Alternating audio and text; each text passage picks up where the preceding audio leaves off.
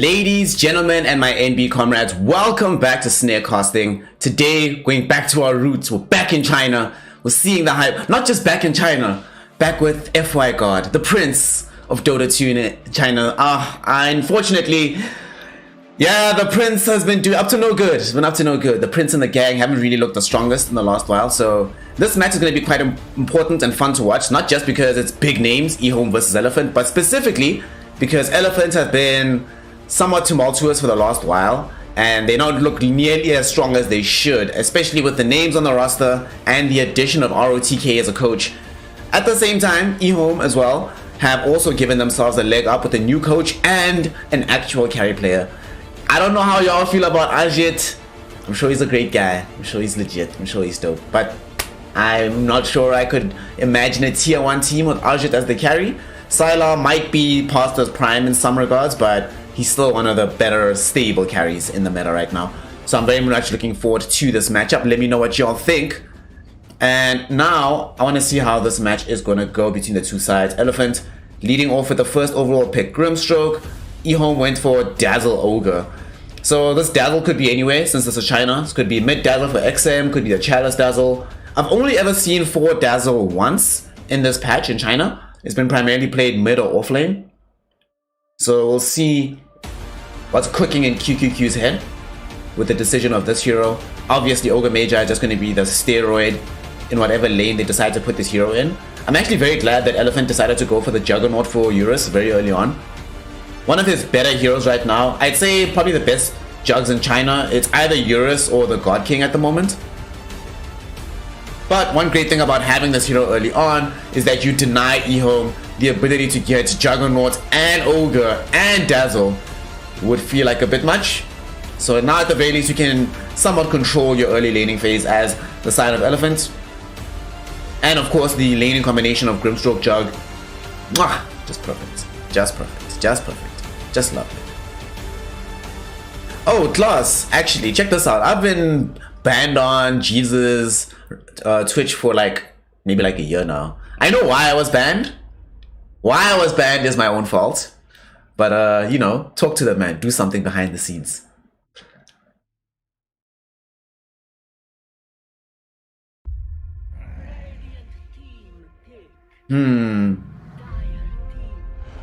Oh, God. Beastmaster. Alright, so with the changes to the BM hero overall, we don't necessarily see the same... It's not really the axe build. I'm actually interested to see how they're going to play this hero out since 729C. eHome also made the decision to take out the Tide, no PL, no Storm Spirit. So what are they playing 5? So it is actually, is this Dazzle mid still? It's still not clear, right? Because this Beastmaster, yeah, the changes have taken effect. I wonder, I haven't actually seen it being played at all since the changes to the Aghanim Scepter. I imagine that it's unlikely that it's going to be an Ags build, so probably an offlane Beastmaster. However, they could still flex the Beastmaster or the Dazzle. At the same time, Elephant grabbing themselves Rubik. Now, Rubik, I've been forced to admit, is still a good hero.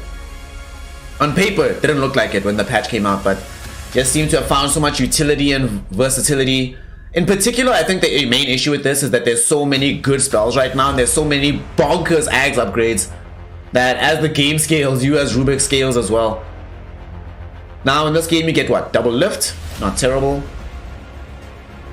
Dazzle spells are nice to steal. Beastmaster spells are... yeah. Can still get Ags. If they do decide to run this Beastmaster in the mid lane, then Elephant could just easily tell Somnus, yo bruh, this is your burden to bear right now. Unfortunately for Elephant, they don't have last overall pick, so they will not have the luxury of definitely seeing exactly where the draft is going from eHome. Right now they've gone for Luna for Sylar. eHome was one of the first teams to break out this Luna. Those of you here from Snare, if you've heard from me a lot, you'll be sick of hearing the next sentence. Luna, Beastmaster, Terrorblade, PL. These are the heroes that, as soon as the patch dropped, I was like, yo, this seems like a patch where I'm going to see these heroes a lot. I think eHome was the first Chinese team to start breaking out the Luna. They lost their first game with it, that they played in DPC, but it's looked very solid for them in other quarters. In particular, Sylar Luna is just legendary. It's awesome. In this game, you have the Ogre Magi steroid and the Beastmaster steroid, and you have the Shallow Grave to back you up from the Dazzle. Almost seems certain now that this has to be mid-Dazzle though. Although they are keeping their options open. Elephants go for the Darks here now. This still keeps the mid lane open, gives them options, gives them some good team fight. You love to see Vacuum into Omni Slash. Now, whatever hero they pick middle. Honestly, even though Rubik could be mid versus the Beastmaster, I'm looking at this draft right now from Elephant, and I would love to see a hero like Queen of Pain, Void Spirit, somebody who wouldn't mind getting the Ion Shell and the Inkswell, can jump into the fight, start the chaos from there, and make things go crazy.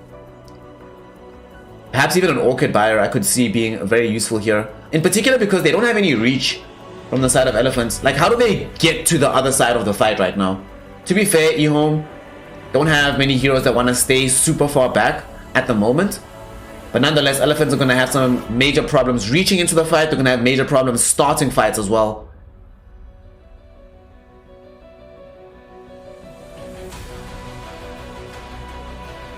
We'll see what they pick last to try and remedy that problem. Ember Spirit would have been a great pick for Elephants as well, for Somnus in the mid lane. And I think at this point, just bite the bullet. FY will play Rubik. I mean, oh, sad times, man. FY, the Prince of Dota 2, had to play Rubik. Feels bad. Feels bad. Oh, that is a good idea.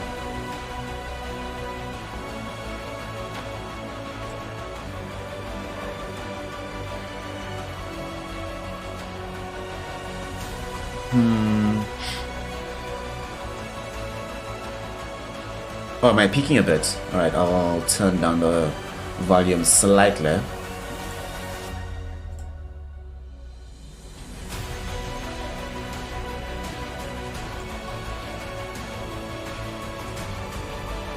Okay, that should be good. That should be good. I'll just have to speak a little bit louder to make sure. I'll add a limiter in between game 1 and game 2. I've been spending way too much time messing around with my mic setting. Actually, I've been tinkering too much. Sometimes you just pick what works, stick with it, and be happy with life, right?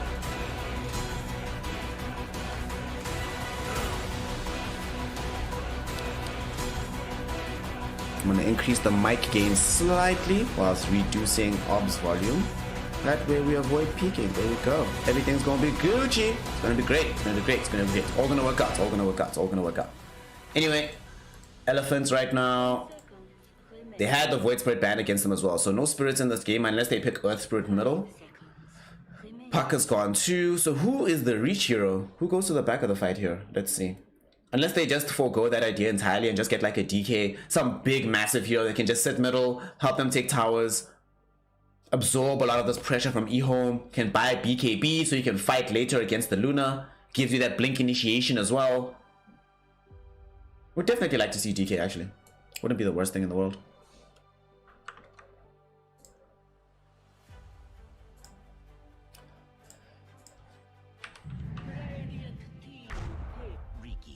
Oh wow.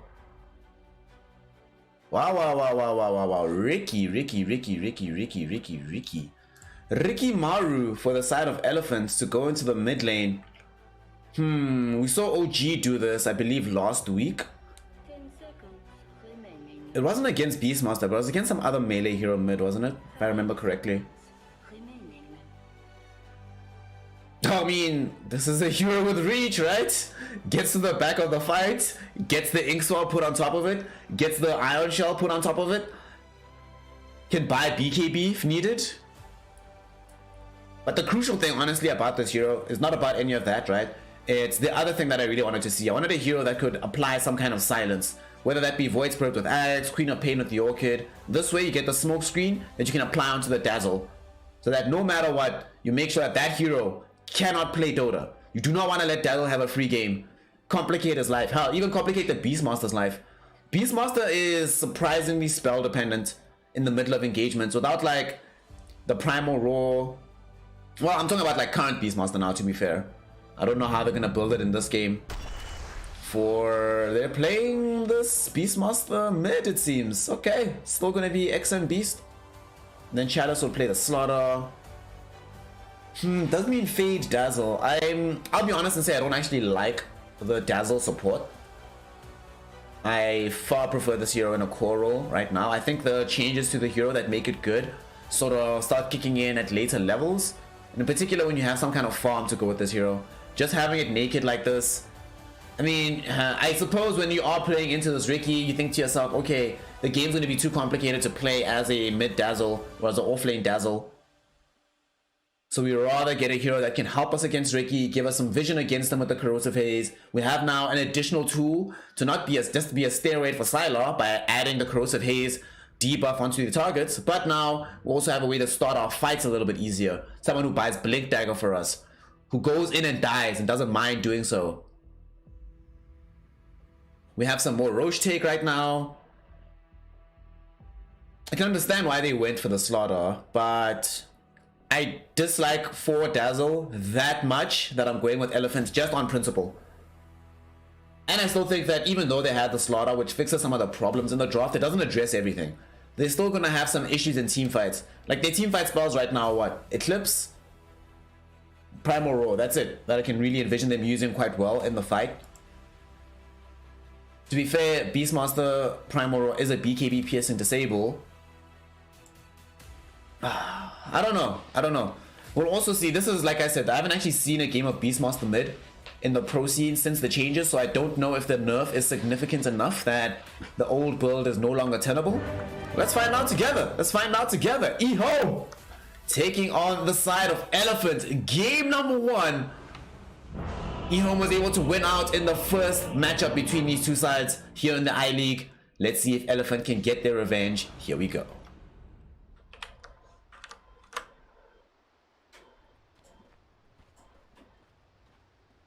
That was skill, all right. Oh, what a beauty. So now we are in the game proper. Do we have a cameraman? Oh wait, I'm gonna borrow the Chinese cameraman. You know, actually, interesting story about camera people. I remember years ago, this was before I actually casted like a real tournament, when I was just like streaming and casting by myself. And I was speaking to a player, and they were advising me to find somebody I trust as an observer. Because they were like, it's actually impossible to properly cast a game while you're also doing the observing. And it took me years to believe them. And then one day I worked with an obs and I was like, my God, this is honestly a different level of experience. It's amazing. It's amazing. You bet on E-Home. I personally would not have advised that bet, at least not for this game. However, the X factor is XM. I'm not particularly sure about this Beastmaster, how it performs right now, post changes. I imagine that the axes are still good enough that though you don't get the absurd damage like bonus, you still get the damage amp. So it's still a lot of damage that comes out of these axes. So it might not be nerfed enough to make this an unviable build. We'll see how it goes right now for XM. So I'm actually not sure. The one thing though, Fade Dazzle, the supports just don't do anything like in the fights. Outside of like buffing people up, keeping some heroes alive. Fire Blast is nice.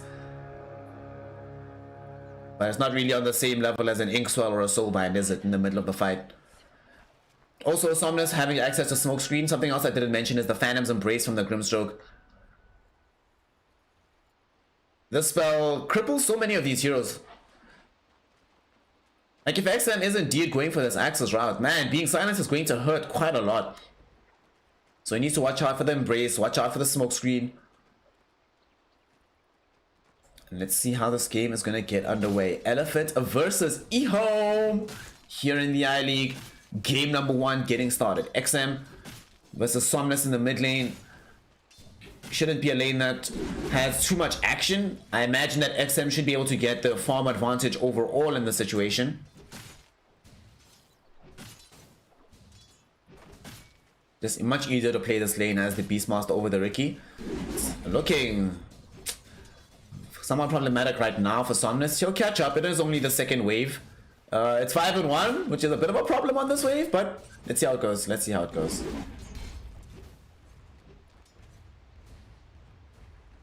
Also, I'm trying to envision Somnus's build this game. If you can get to the, once you get to that nullifier point, man, nullifier is going to be so key in this game. It's going to be so great, especially against Sylar bottom. Speaking of Sylar, getting some protection from the ogre right now as he farms out this wave.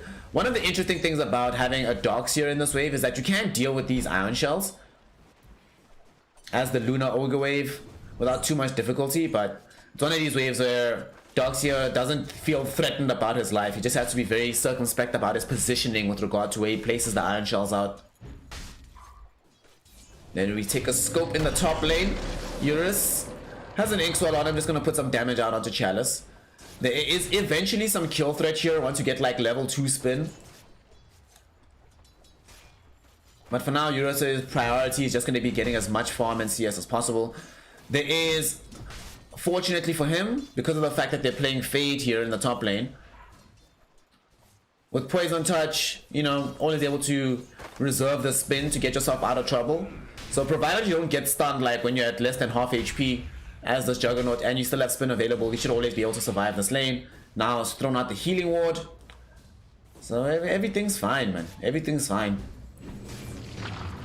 Weirdly enough, actually, because of how Dazzles have been tending to build up with this Poison Touch and playing a more harassing role than just purely being a heal machine, with the healing ward, you might find that Elephant has more sustain in that top lane despite them playing into a Dazzle. Gotta love these weird things that happen in Dota 2. Hilarious. Somnus might end up being first blood here in the mid lane. XM looking for vision, is able to find it and is able to run him down, securing the first blood. FY does port in, does have the telekinesis, but he knows that because the tower right now is throwing out pot shots onto a creep wave, that even if he tossed back XM would be pointless, as no damage would come in without him drawing additional aggro. Very good kill there for XM. A solo kill at that. It's one thing to be having the farm advantage, but to be able to walk underneath your opponent's tier 1 tower and kill him regardless, that's amazing. You love those situations. Off the back of that, Elephant will be considering when it's going to be possible for somebody to go mid and get help. Now we see kill threat that we mentioned top with the level 2 spin. Not going to be enough to actually get the kill this time around though. Chalice had the Fairy Fire and now they're zoning back Red Panda. Fade close to actually securing another kill here. There's no additional heal. They get the kill. And Fade, because he also knows that Spin was committed to try and bring down Chalice, he feels 100% safe just walking away from Eurus because he knows there won't be enough damage to kill him. Right now, E-Home looking solid in all the early lanes. Bottom's going very well. Mid, they got a kill and they have a CS advantage. Top, they got a kill and didn't get killed themselves. They might end up losing Chalice this time around. However, Stroke of Fate gonna be there. And Eurus with the final right click puts him in the grave. Alright. They needed to get a kill like that. You can't go too long in this lane having already lost the hero and getting aggressive and not getting much back, especially when the CS difference is very, very small between yourself and the slaughter. Alright, so Elephants are getting something back there in the top lane. But everywhere else, it does still seem to be the E-Home show right now in the early lanes. Sylar's gonna have power trades not too long from now. And they're trying to put some damage out onto Yang. He vacuums them back. Do they have Fire Blast? They do not. So I don't think they'll be able to kill Yang. Yang, okay, gets Fire Blasted now. And they do have the damage. One more right click is all they'll need. But at the same time, the Ion Shell from FY taking them down. Sylar finds his self being cancelled out. They might lose X-Nova to the Ion Shell. Lucent Beam there to slow down FY. Somnus rotation from the mid lane, helping them to bring down Sylar. Somnus gonna help to chase around Fade. Iron Shell still dishing out damage from FY, and now we see the salve coming in from FY himself. They're gonna be able to find an additional kill. Double kill for the Ricky. Fantastic rotation from Somnus. Came in at the crucial moment. They actually just got hella greedy, it feels, on the side of E-Home. So they scope out that, okay, look at this Darkseer. Yang is a little bit out of position. We have quite a bit of damage between these two heroes that are down here. Let's get aggressive onto him, see what happens. But unfortunately, double Ion Shell. A lot of damage. A lot of damage. A lot of damage.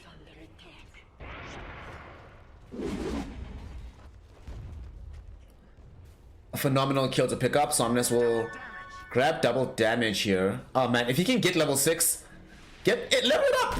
There we go. Oh, what a time to be alive. Did y'all see that? So as he's walking away, right, there's a creep wave following him. A Slaughter's coming from the other side. There's a Beastmaster coming in from the mid lane.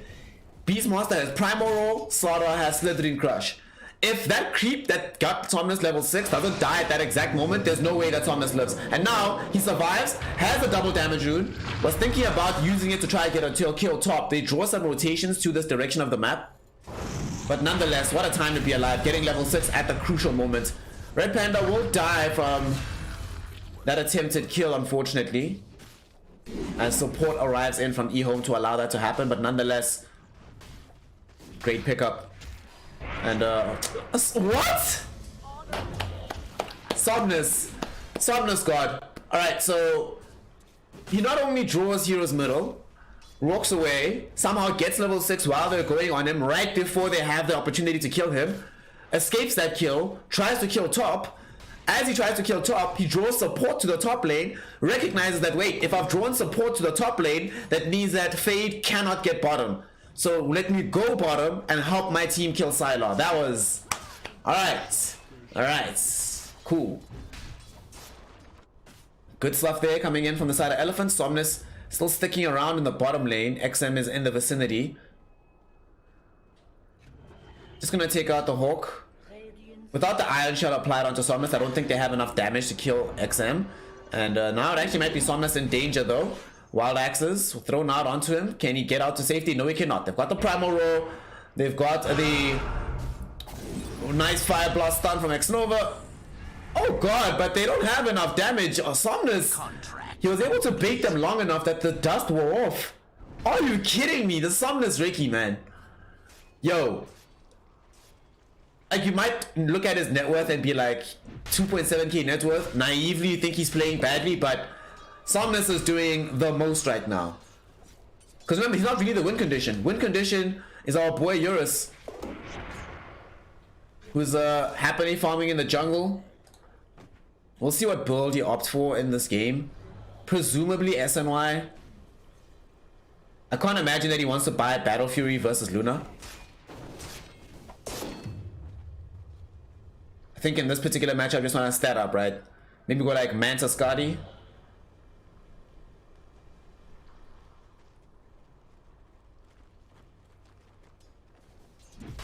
Chalice is gonna die in the top lane. Inkswell with the surge. Do they get the stun out? Yes, they do. Found him in the trees. He's gonna spin out though. Vacuum, does it pull him back? Yep.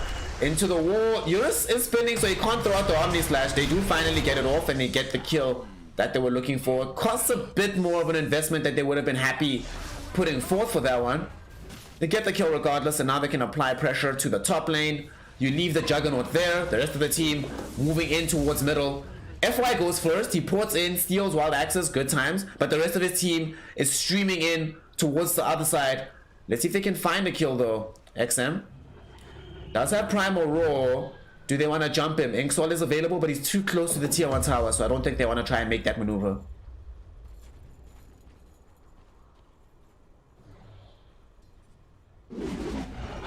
XM is also going in still for the Aghanim's build.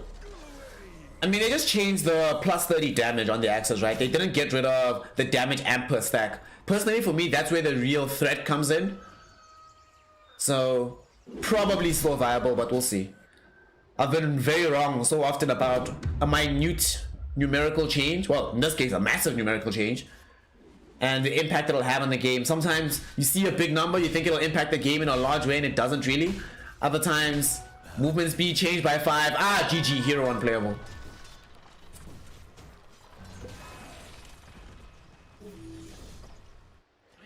This stands right now, Elephants have done a really good job of keeping this game somewhat stable. Making sure that, yes, they are behind on gold, or they were behind on gold, but they're not falling behind. We should now want to see Ricky spend some more time farming, so he can also catch up and be more of a threat than just a utility hero in the back of the fight.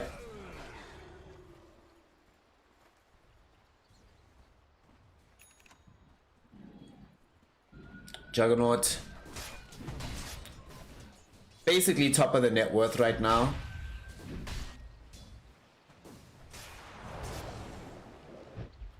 And they're coming for him though. Not sure if they saw the smoke. The issue is though, without the blink dagger on XM, I don't think they have a blink dagger on Slaughter either. Closing the gap is a little bit complicated here. Let's see if they'll be able to do so. They do have an observer ward that is catching some amazing vision at the moment, but Eurus, that's the exact wrong place for him to go if they were going to get this kill. They'll just opt for the easier one. They know that Eurus is far away, so Red Panda, just much easier to kill. And with the whole team being present and with Sylar here, this should be a tier 1 tower that falls without too much difficulty. Radiant's bottom tower is under attack. Dire's structures are fortified. That is the one thing for Elephant, is that they have a bit of a harder time taking down these structures, even if they find a successful fight. Dire's top tower is under attack. So there might still be time for eHome to potentially come bottom to defend, but right now they're going to be more interested in just consolidating control of this jungle area. This jungle area top, behind the Dire tier 1, Radiant's bottom is one of the most important areas on the map, honestly. Not just because of the positioning of a tier 1, but because it's an easy way to make sure that Elephants have a hard time accessing Roshan. If you as Radiant control this area, you put yourself in such a strong position.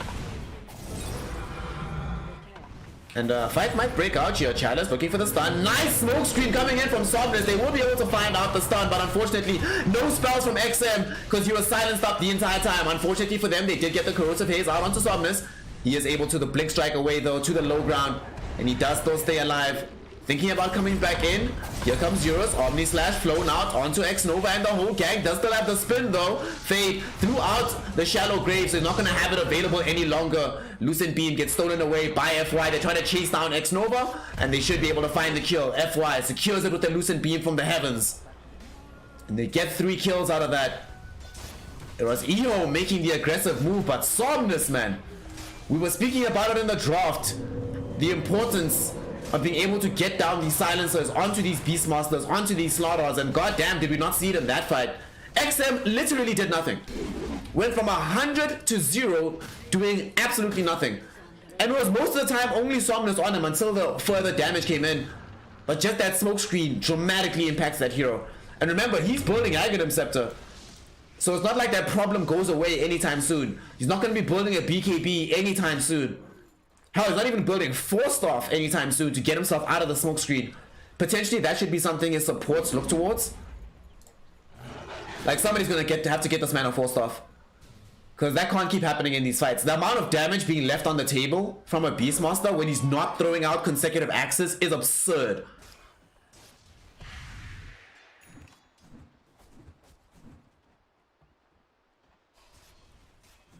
Eurus farming in front of Sylar right now. Sylar, not an atypical build from him. Looks like it'll be Manta, D-Lance, BKB into Hurricane Pike later. Seems about normal. And Jug is going for the Maelstrom. Alright, Maelstrom Mjolnir. I like this a lot. I saw the God King yesterday here in iLeague. They were playing against Magma RNG. And God King built Battle Fury, SNY into Mjolnir. It was awesome. That was just pure God King type things. Middle. Chalice is going to find himself in some degree of trouble. Here comes the Inkswell Surge. They're going to jump him with the Blink Strike. He's definitely going to go down here. Do they have enough damage though? XM threw in the Primal Roar. He's not inside the smoke screen this time around, but they have no follow-up damage. It's just to help Chalice stay alive right now. That objective is achieved. Oh, nice Fire Blast. It actually gets this a double from X-Nova. Unfortunately, there is still a charge of the Blink Strike. So Somnus is able to escape happily from that. This does draw the attention of the entire side of eHome. Dire's structures. We'll see if they can turn this into the tier 1 tower, but it was practically dead anyway. So it's unlikely that that ends up staying alive. Dire's middle tower has fallen. It's actually pretty great from eHome. Not only did they get the tier 1 tower they've been looking for a while, but stopping Chalice from dying at this stage of the game as a Riki, because a lot of this farm on the map is going to be taken up by the Juggernaut. Yang's been taking some of it as well. As Riki, being able to find farm quickly is not really possible for you with the items you have at the moment. So each time you get a kill, or you participate in a kill, especially if it leads to a tower being taken, you feel so much stronger, feel a lot better, because that's actually how you get your farm at this stage of the game as a Riki. So every time they make that kind of play from eHome, porting in to save somebody, even if they don't get a counter kill, If Rubik is involved and Ricky is involved and you stop them from getting kills, stop them from accruing experience, you're feeling pretty good about yourself in this game. And now here we go. Aghanim Scepter is up. Beastmaster. We shall see the damage come in from the axes. Nice deny. Yo. Yo. My man Fade with that deny. Somnus. Oh.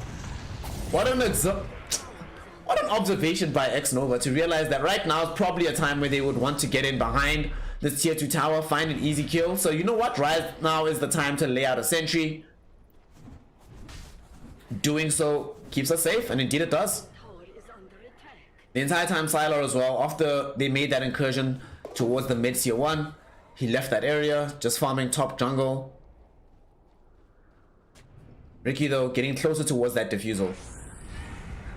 It still boggles my mind in Dota 2, the difference certain items make on certain heroes. That once you have this item, you just feel, my god, so much stronger. Somnus will get dusted up. They are committing a lot of resources in this game from the side of eHome to deal with Somnus. So even though he's not getting that much farm, they probably don't feel that hot. They're like, whatever, fam. We're still getting farm on Jug. Darkseer still looks good. He'll have GG boots at some point. It's all good. He's going for Ags first. I actually like the Ags on the Darkseer in this game. Given that you ideally want to be putting the Iron Shell as much as possible onto this Ricky, and Ricky is fairly squishy with the HP pool, giving the bonus HP from the Iron Shell would make such a difference. That should help. Looks like eHome wants a Roche. Chalice here with Corrosive Haze. They have a Solar Crest on X-Nova as well. So this is not going to take long whatsoever. Does seem like there is some degree of recognition that something might be happening, but it's too late. Aegis is gone. Sylar for the next few minutes now feels really good and can keep. This is Sylar, so he's gonna keep farming. Now a fight is gonna break out though. Inkswell stun, connecting onto Chalice. He's here on the high ground, taking a lot of damage. The tricks of the trade coming in from Somnus will be more than enough damage to bring him down. And now Yang going in, vacuum on the 2 on the backside with the wall as well. They've been able to get a soul bind too. Fade has gotten the shallow grave out onto himself, and that enables them to at least kill Yang with the wild axes and his own right click damage. Unfortunately, does not keep anybody else alive as we jump in, backside of the fight. Somnus looking for XM, will be able to find him. The Eclipse gets dodged by the Omni Slash from Eurus, even though he's very low on HP. They're spinning down X-Nova inside the Roshan pit. They kill him before he can turn around with the Fire Blast. And now Sylar being focused by Somnus with the tricks of the trade on the high ground. Do they have enough to kill him? Can they lock him down? FY stole the Eclipse! Turns it against Sylar. That turns into a full wipe. eHome just picked up the Aegis of the Immortal, but almost instantly afterwards take the fight of their nightmares and end up losing 5 in that situation. Eurus survives throughout all of it, doesn't die to the Eclipse because he waited with the Omni Slash to throw it out at the perfect moment. Oh boy. And they killed Luna twice. They took away the Aegis, and all of that happened before Ricky had Diffusal Blade. Ricky was able to do that much work without this item still. Woof. Red Panda gonna pop a smoke. Him and FY want to go on a warding mission, but they'd also be happy with being able to pick up a free kill here. Somnus is also in the vicinity. XM gonna walk right underneath an observer ward. So will they take their chance? Somnus looking for a jump here. They don't have vision right now from eHome, but they suspect that something is happening. So they will back away from the outpost.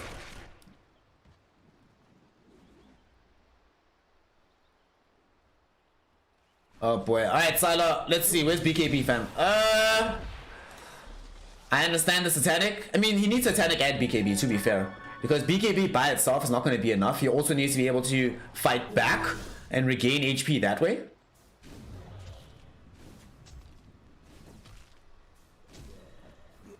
Yang almost has the Ags off the back of that fight. And also Somnus is no longer the bottom of all the cores. Dubious Honor now belongs to Chalice. Although the gap between them isn't that large. However, their effectiveness gap has been pretty large in this game. I've barely felt the influence of the Slaughter And in large measure, personally, I have to say it's this build. I cannot agree with Ags first on Slaughter at all, ever. When your team lacks initiation to this degree, you just need Blink Dagger. For example, that last fight where he was on the high ground in a really bad position, one of the reasons he sort of has to put himself in those very far forward positions is because otherwise they literally can't reach for a fight. Also see that FY just picked up the Aghanim Scepter, so despite this being Rubik in the 4 position, the Beastmaster counter has already been picked up. In fact, this is even better than having mid Rubik, because you still have max points Arcane Supremacy, you still have your Ags at 22 minutes, everything's Gucci. You will still deal more damage in the fight than this Beastmaster.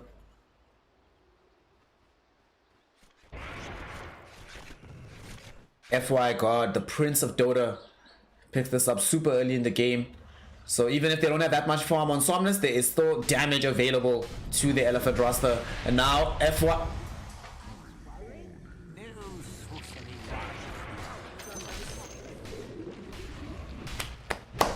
Did y'all see that? That was so sick. So they didn't just get a kill. He uses his courier to scout out the vision inside the tree so that he can use the eclipse from afar. That was I'd FY. Cool, fam. We see you, bro. Eurus going back for the Scotty now. He went for the SNY instead of Manta, getting himself some status resistance. Either way, it's all about these stats in this game. Just stats. If you just tank up and stats up in this game, you will never die as Juggernaut. XM in trouble, about to die. They've got the Fusel Blade now. Can they close the gap for the Ink Swirl? No, they cannot. But they can still close the gap for the Swift Slash. Well, that's actually a full Omni Slash. He just died so quickly, it looked like a Swift Slash. Other side of the fight, X Nova in a little bit of trouble here. They do manage to kill Red Panda, however. But these wild axes from FY almost bringing down X Nova. Fortunately for him, Fade is there with the Shallow Grave to keep the Ogre alive. Enables them to pick up 2. Given the way the game is going, that represents a massive win for the side of eHome. And they force Eurus away from the bottom lane as well. So decent sequence of events there for eHome. They might end up losing Sylar though, be very careful. Somnus here, smoke screen on the 2. Yang already dropped down the vacuum wall, it catches them both. They need to try and flee, but now Tricks of the Trade does the damage. Will they be able to slow them up? Somnus blinking onto Sylar, able to bring him down. Chalice does at the very least have enough movement speed to try and run himself away to safety. Fade is here with the Shadow Grave if needed. They got down the 2-hero crush. There's going to be Tricks of the Trade as well. Primal Roar coming in from XM. Man, they're just throwing in heroes here to try and keep people alive. But now Somnus, he might have dove too deep. He's underneath the tier 2 tower. Does manage to blink strike away to safety. Eurus with the Inkswell out onto him in the spin forward. Almost found the damage necessary to kill Chalice. But fortunately for him, Shadow Grave does come in. The heals also thrown forth by Fade, as he does have the GG boots. Pick those up just before the previous fight. An Elephant will not be able to pick up Chalice, but they get the big prize. Sylar is down. That enables them to go back in for the tier 2 tower. In fact, they still want to fight underneath the tier 2 tower. Fade, Shallow Grave yet again onto X Nova. This time around though, I don't think you'll be as lucky keeping him sustained or not. Okay, axes though thrown in, do manage to get the kill. Sylar, will he be able to find damage on the far side of the fight as the rest of his team isolates Eurus underneath the tier 2? And they do bring down the Juggernaut. Everybody else needs to flee. FY in the trees, caught out, he's killed. Another 2-for-1 that eHome take close to the tier 2 tower down bottom. Back-to-back defenses. Sylar dies, but he does return in time to defend it. And this time with them killing Eurus, they do not feel as uncomfortable just pushing out this wave with the full team and finally being able to secure themselves a tier 1 tower.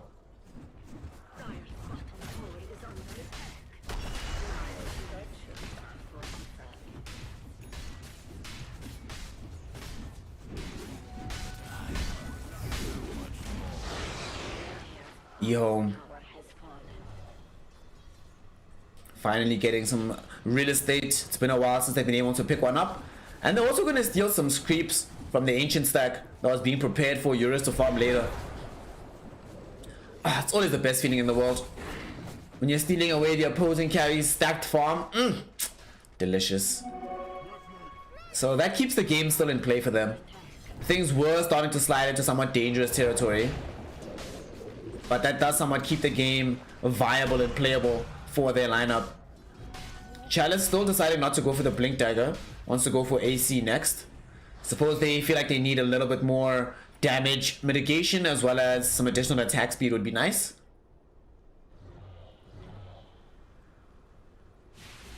I mean, given how much of the damage in this team is going to be coming out from the Juggernaut, having AC does seem like a decent idea.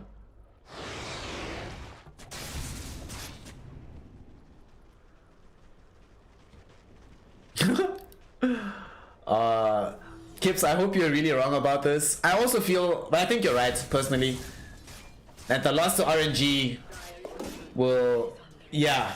This game kind of is, to me, the proof of whether or not this elephant experiment can work. Because if they lose this one again, yeah, honestly, I don't think there's any hope. Because this team wasn't formed to come fourth overall in China. Look at the names on the roster. This is supposed to be winning titles and championships.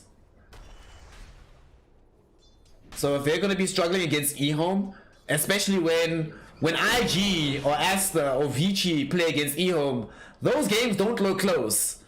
Dire's top tower is under attack. So we'll see Elephant. Can they bring this one back? Smoke up from them is possible here. Dazzle has a smoke too. Roshan is back online.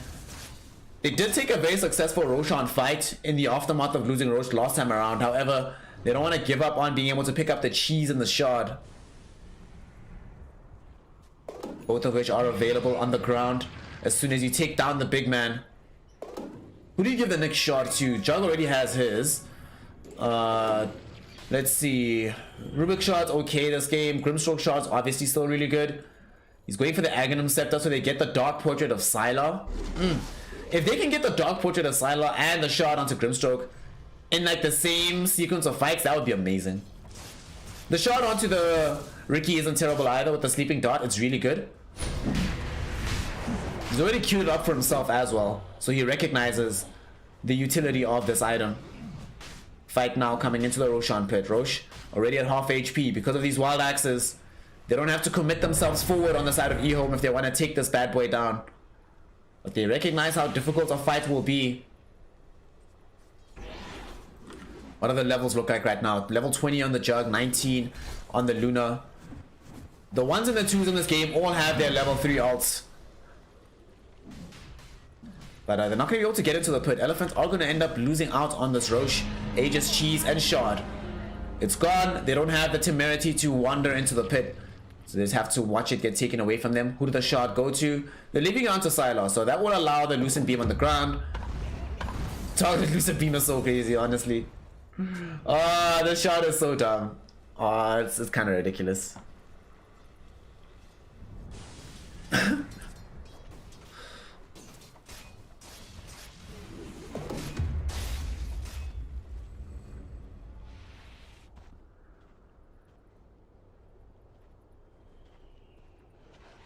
Sylar will have Butterfly soon.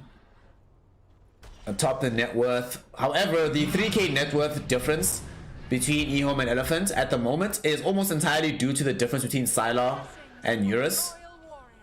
So not necessarily a meaningful difference between the two teams overall. Elephant. Need to find some way to hold steady, hold firm. Don't lose out on total map control in this period of time that eHome has this Aegis cheese. They've obviously taken this outpost here. They want to secure themselves the tier 2 tower so they can get to that outpost. Or secured positioning around the outpost, excuse me. Messed up my language a little bit there. But they desperately want their tier 2. Chalice. He's revealing himself in a bit of a dangerous position, but he is really tanky now. Even if he's playing that far forward, has the cheese, the Aegis, or the Aghanim Scepter, Plate Mail, Hood of Defiance, Bracer, Power Treads, yeah. 3k HP, 25 armor. Yeah. No longer killable. So, I suppose you no longer need Blink Dagger when you're the one that just says, come at me. I'm just gonna stand here, and by the time you try to kill me, these axes are flying in from XM.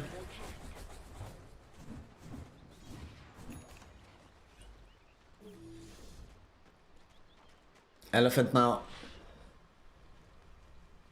I think they want to converge upon middle where Chalice is. They're going to go onto him. They're going to find this kill potentially. Damage is a bit lacking. Somnus jumps the backside of the fight to look for Fade. We'll be able to find him, bringing down this Dazzle. At the same time, though, they're trying to get some damage back onto him. There's going to be a vacuum onto 3 with the wall drop down as well. Do they have enough damage to kill these heroes? Yes, they at least bring down the Ogre, chasing down XM with the spin from Euros. Omni Slash will chase him too, as more than enough damage to get that kill. As they bring him down, Somnus all able to find the slow onto Chalice. And they will look for the slaughter. Xwell holds him up. Easy kill. Elephant take the advantage. They find their opportunity, but yet again Somnus with the correct read. And that's what I was talking about in the draft. That's what they needed for the last pick. A hero that can get to the back, find Fade, stop Fade from being effective. And as soon as you can do that, you're probably going to win the team fight. And now, with all these heroes gone, despite Sylar having Aegis, despite him having the Aghanim Shard, despite the Cheese being in possession of Chalice and used by Chalice, it's still going to be Elephant claiming the first lane of Rax here. This Dark Portrait, baby. Look at Red Panda's illusion go. He's like, thanks for the damage on the structures, mate.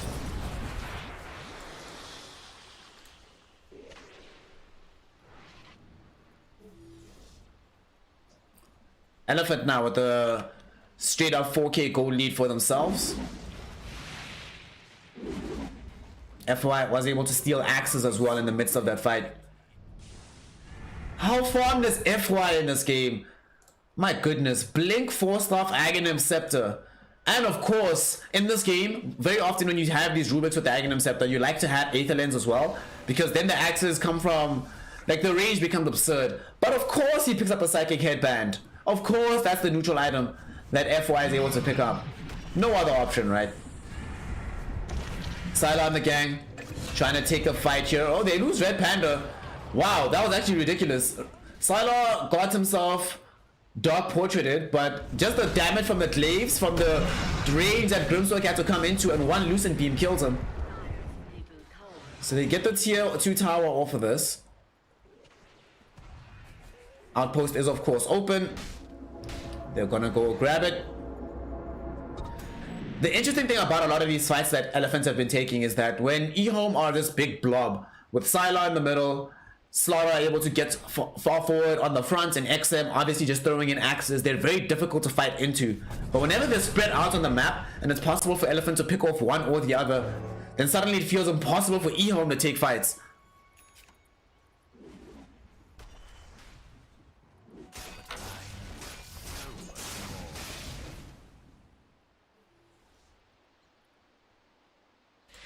Eurus going for Butterfly as well after the Skadi. Would like to see an Aghanim Scepter come out at some point for the Jug, but potentially they wait for Roche number 3. We will know in 3 minutes exactly how long it'll take for the big man to return.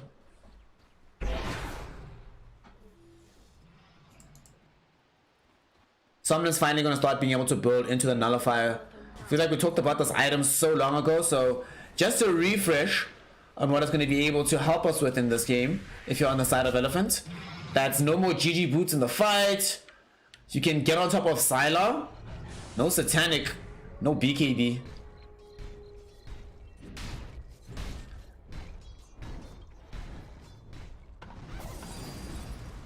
Definitely will need that item.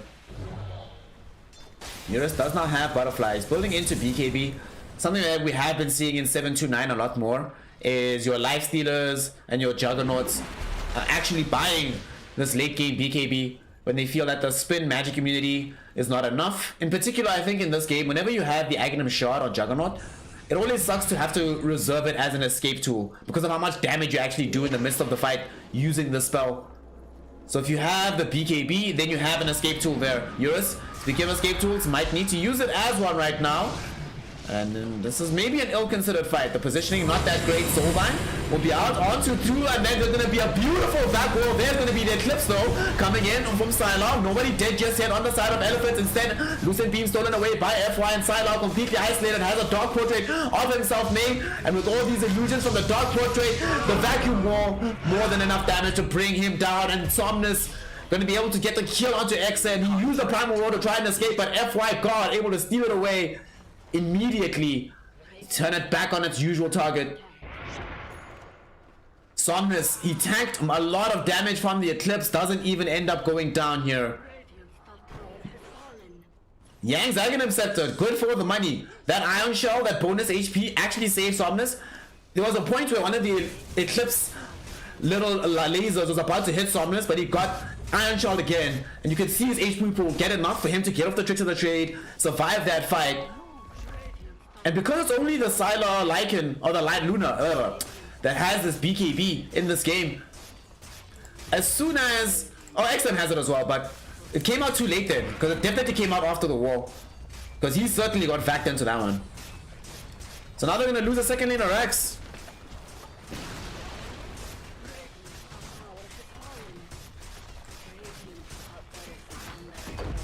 E-Home backs against the wall right now. 17k gold lead for the side of Elephant. Unfortunately, with this Elephant squad, we've been here before, where they're on the cusp of victory, but they somehow manage to secure defeat. So until GG is called in the Ancient Falls, cannot conclusively say that this game is over. Although it's looking like a massive uphill climb. Sylar is still atop the net worth. He might have to consider a rapier. Going for the NKB to help him dish out damage onto Eurus. But eventually things will get ever more dire. Okay, Soulbind onto 2 with double Primal Roll. Can they come in for this fight? XM did find 1 Primal Roll. Beautiful Vacuum Wall yet again. They've already been able to bring down X Nova Fade. Down for the count as well. Buyback will come in immediately from this Dazzle. XM, BKB is running low. We'll have to run away from this fight. Having forced 1 buyback. The Dark Portrait by itself is zoning these heroes. Are you kidding me? Elephant now. They know that if they can kill that Dazzle once more, there'll be no buyback. As it stands, the only buybacks available on Radiant side is left on the Luna.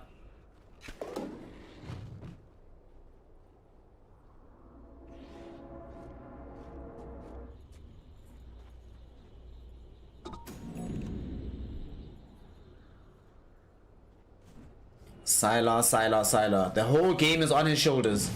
Can he carry it? And here is a Roche number 3. This gives us the refresher shot. So in this game, I'm imagining we want the double wall for Yan. That has been really on point. I mean, if he gets double wall and then he gets a 25. Parallel wall, baby. Jump in. Oh, Somnus. Underneath the vision.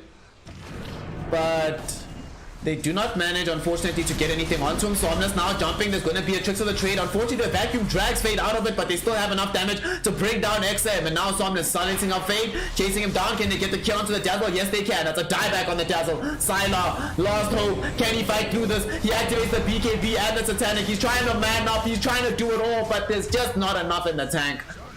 And E-Home will throw in the tower. GG, well played is called. A celebratory stolen eclipse coming in from FY because Elephant have finally gotten themselves a win. They take game number 1 here against E-Home. And they get themselves a modicum of revenge for what happened in the first leg. Alright, E-Home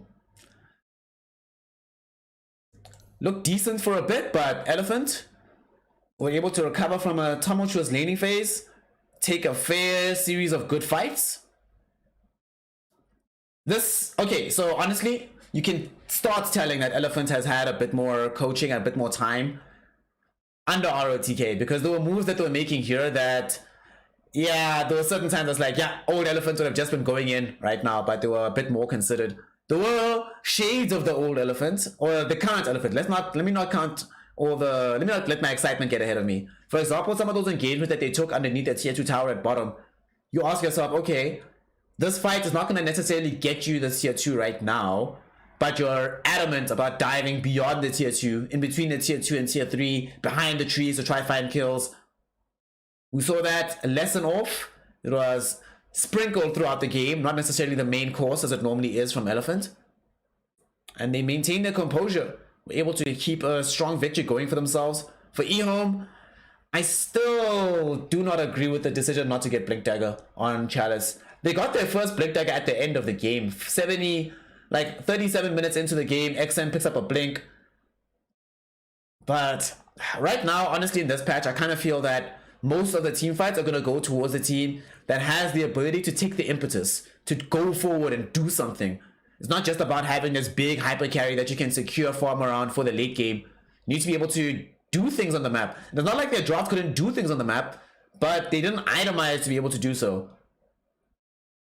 Every time Elephant, like think about all the kills we saw Ehome getting in this game. It was almost always Elephants diving into them, then they're able to respond and then do something back. It was never Ehome being like, cool, we're pressing the envelope right now, we're coming for this fight. Except for that one push middle towards the tier 2 tower, where I think it was Red Panda on the Grimstroke that died from the glaives and one Lucent Beam. That was hilarious. But for the most part, it really does feel like Ehome was... yeah, they were playing the Protect Sylar game rather than the 729C version of Dota 2. So they end up taking the L. They gotta tank it. It is what it is. Feels bad. So with that, game number 1 in the books was exciting. It was a lot of fun. Elephants are finally able to get themselves on the books in a way that looks proper. It's not just a lucky win for them. So now we're going to be going into game number 2, waiting to see whether or not Ehome has what it takes to bring us back into a deciding game 3, or if Elephant is good for the money and ROTK can draft them into a 2-0 victory here today. If you're here for the first time, nobody has seen you, come say hi in chat, come say what's up, hang out with us, tell us who you thought was going to win this game, tell us how wrong or right you were. For those of you who have been around, thank you for being here, thanks for hanging out. Make sure that you are subscribed, hit the big purple and yellow button, or the big orange button. Either of those buttons will allow you to subscribe, donate, or become a patron, and that helps in innumerable ways to help support the growth of the channel.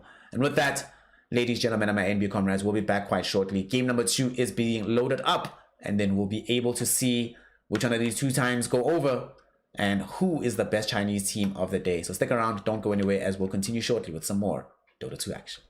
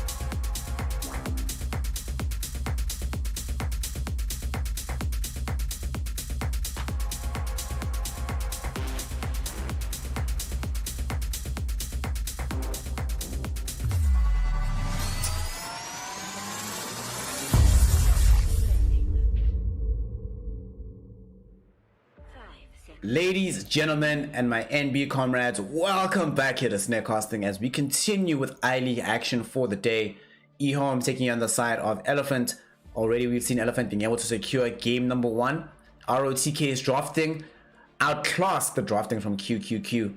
So now we need to proceed and see exactly what the response is going to be from the side of eHome, or if they're just going to slide down 2-0 here against the Chinese super team, who have not really been performing to their standard, but ROTK already seems like he's been able to put in some work as to improving this team. So let's see how it goes from here. As you know, it's your boy Snare. Follow if you aren't already. Come say hi in chat. Hang out with the homies. So let's see where this draft goes. Elephant, Radiant side this time around. eHome do have first pick and they grab themselves Puck. So now the question is, do you just snap pick Lion and get it over with?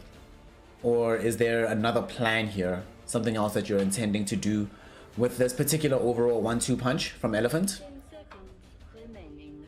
Generally, Puck does get banned in the second phase, and with the Nyx Assassin being banned as well from Elephant, it does seem like they might have wanted either Puck or the Storm Spirit themselves.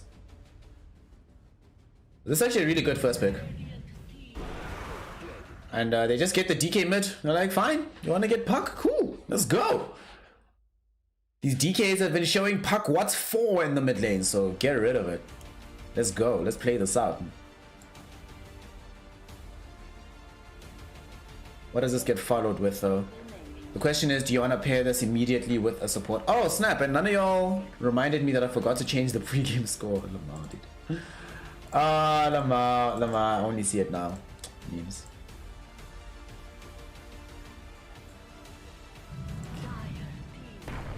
Okay, lagging us. Just gonna let y'all know I'm lagging a little bit on OBS. But there we go. Alright, sweet. We're back up. Everything's cool. Everything's fine. They go for this Elder Titan next on the side of Elephant. Really like this hero, and it's been having a lot more play in recent times. Amazing in the laning phase.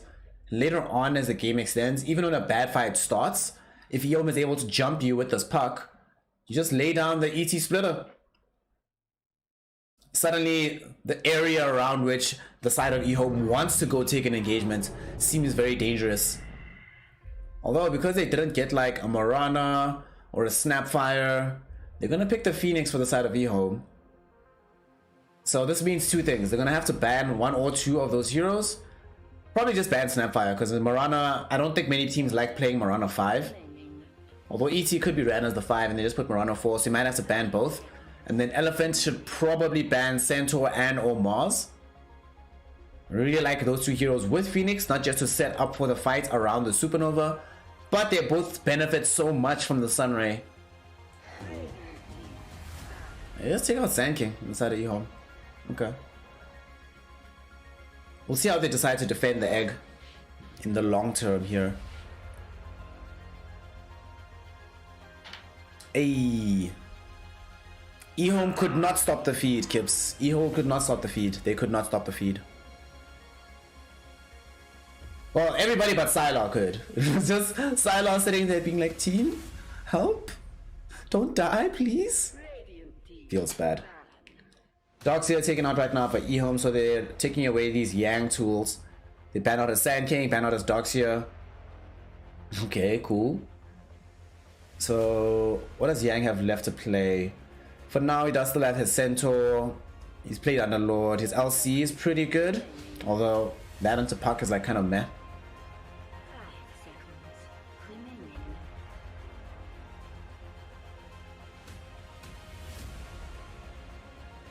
Elephant did give themselves some additional laning prowess by taking out the Tusk. That might be their focus with the rest of the draft. Making sure that they don't give away heroes that just run Ramshot over them, either in the lanes or later in the game. See this Timbersaw taken out. But they're probably feeling confident enough after game 1 not to have to worry wholesale about making sure eHome's strategy is just off the bat unplayable.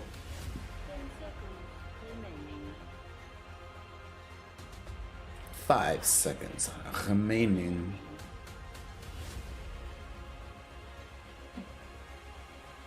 eHome Decisions is certainly the case right now.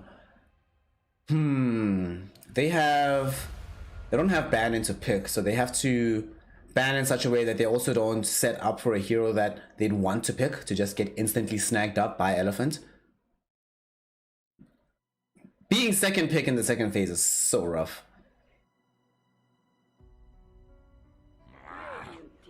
There's the lion ban.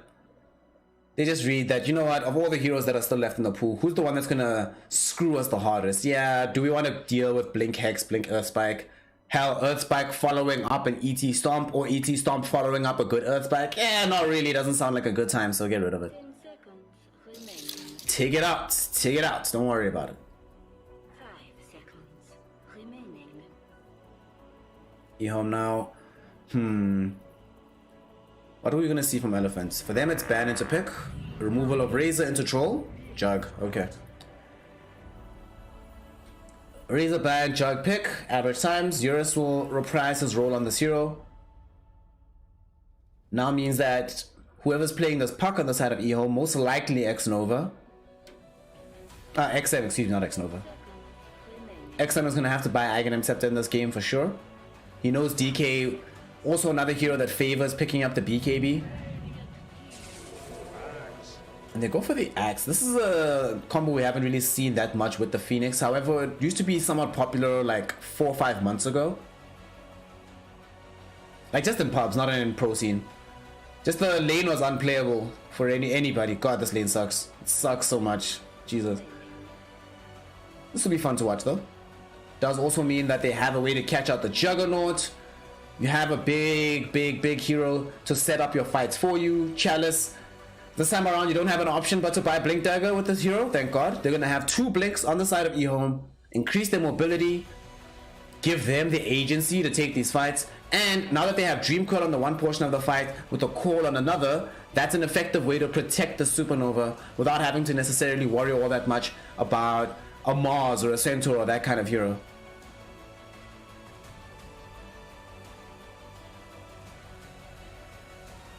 Elephant now. I'm gonna need to see who is playing 4 or 5, unless they want to save that for last, but I'm imagining FY plays the ET.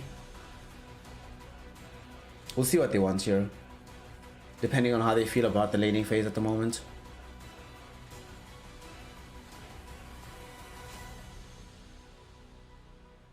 Three melee heroes playing into Axe isn't the most fun thing in the world though, so the DK is gonna have to also get the Blink Dagger as soon as humanly possible for himself. I get the Skywrath Mage, so FY Skywrath Mage. Haven't seen this in a minute. Okay. They don't have that much hard disable to set up for the Mystic Flare, but just like in the previous game, Silence is extremely instrumental in this game. 10 seconds remaining. This could also be Skywrath Mage being played middle, and then they put the DK into the offlane or something. Unlikely, but I have seen Chalice play DK offlane. I don't think he's done it on Elephant that much. I know he used to sometimes do it back on LGD. Like it was 99% of the time still Somnus playing this DK, but could still be an offlane DK. Chalice of course in this game is playing Axe for E-Home, and Sylar on the Spectre, able to close the gap onto the Skywrath Mage. One of these heroes that you get super tanky throughout the game, so maybe you don't, and you sometimes, or you often buy Manta style, so that if you do get Omni Slashed, at least there's some targets for it to bounce off to. And if you get Omni Slash before you use your Haunt, you can just use Haunt to escape, easiest thing in the world. Gives them some good late game, a hero that Sylar is comfortable with. Something that can also show up in the midst of the game to fight. That's what also felt like they were having some difficulties in game number 1 on the side of E-Home. Being able to decide when to fight involving Sylar, or if Sylar's just there feeling like, oh, I'm not really farming right now, not the best situation in the world. So them having the Spectre hero, who the way it's set up right now from the side of Elephant, also won't have the worst time in the lanes either. Let's see what her backup will be though. Will it be Warlock? Nope, that's banned. Winter Wyvern then? Generally the heroes I see supporting the spec. Could be the Witch Doctor too. But then you have to build towards getting that voodoo restoration in the lane. Warlock would have been fantastic, but of course it gets banned. And if they picked Warlock, Spectre would have gotten banned. eHome now have to finish off a draft. We need to see what is being played as the final support here. Xnova playing this Phoenix. What is Fade gonna play?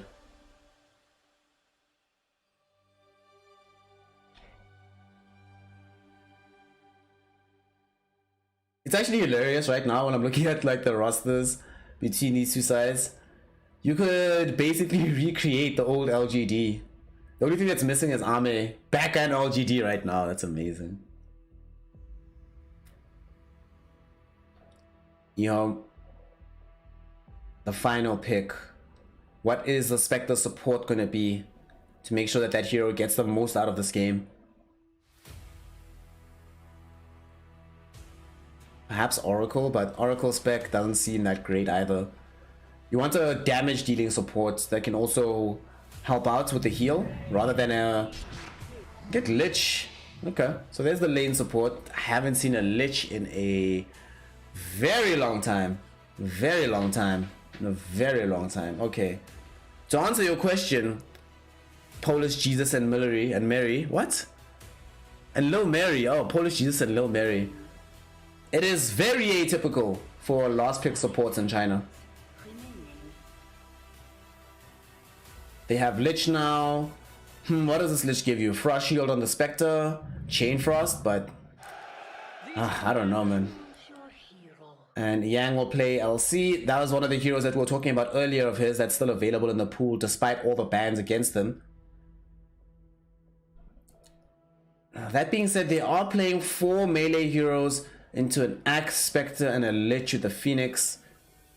Juggernaut's the only real person that can close down the Supernova. So if Fade positions this properly on the Phoenix, because they are going to be playing the 4 Phoenix, so they get a lot more farm out of this as well. If he plays this properly, they can actually complicate life greatly for Elephant, because Eurus doesn't want to necessarily be in 2 minds about where to go in the fight. Except for this Lich pick, I actually really like eHome's draft.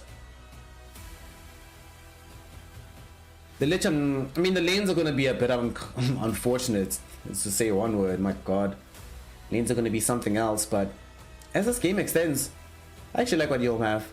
And I want game 3, so you know what? I'm not betting money, of course. Y'all shouldn't either, but for those of you who are, I don't think that you'd be wasting money this time around with an eHome bet. In the first game, I thought it was a waste of cash to bet eHome, but this go around, it's alright. I can deal, I can live.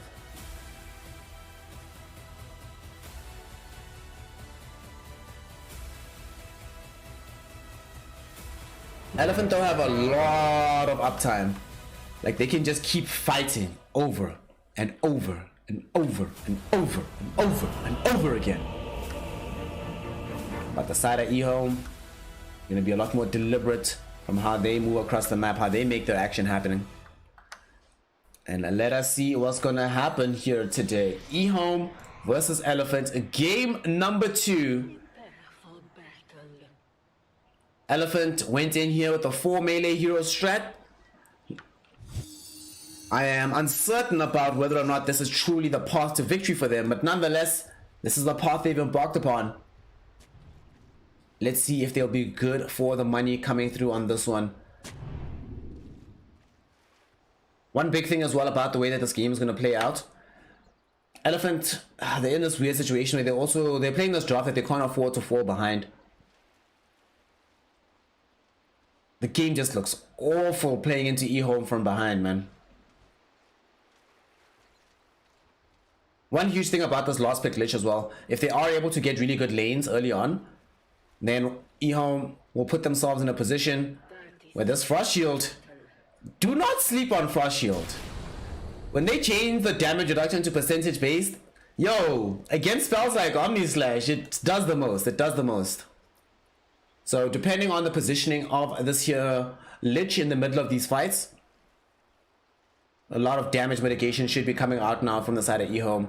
But here we go, we are underway. Game number 2.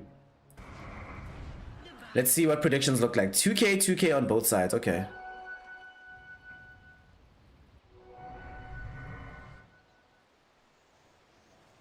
So y'all are weighting these drafts fairly evenly at this point in time. Somnus versus Puck. We've seen this mid matchup so many times, and Somnus should win.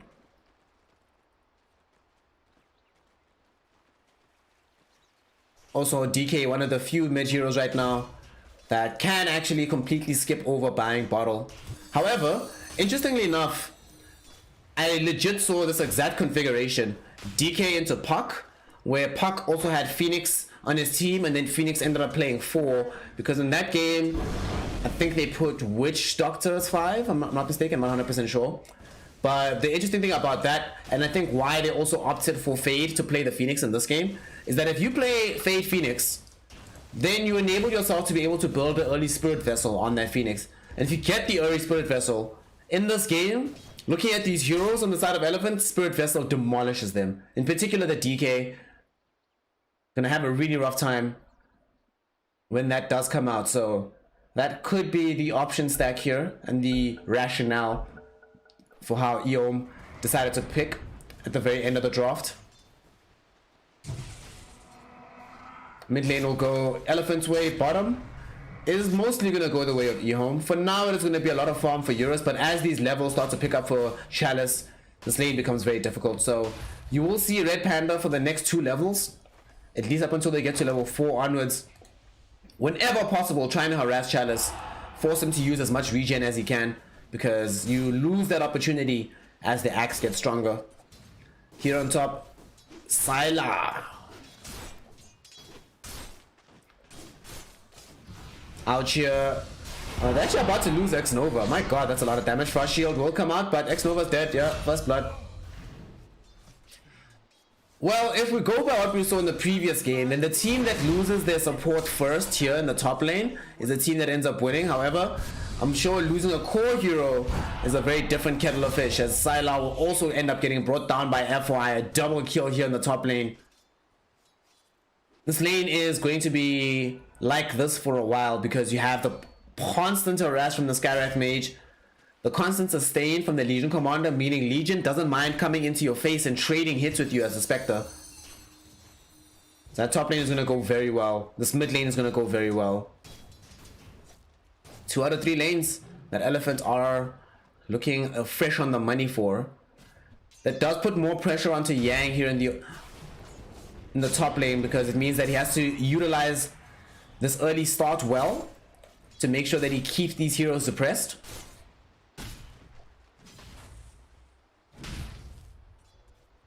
Also puts a little bit of additional pressure onto Chalice, because now suddenly the early progression of this axe is of paramount importance, and they need to be able to make sure that this bottom lane goes well for them. If they just leave Axe Jug here, EHOM will take this any day of the week, because Eurus cannot play this lane. At least not in the same way that a Jug would like to be able to play it, getting full free farm the entire time.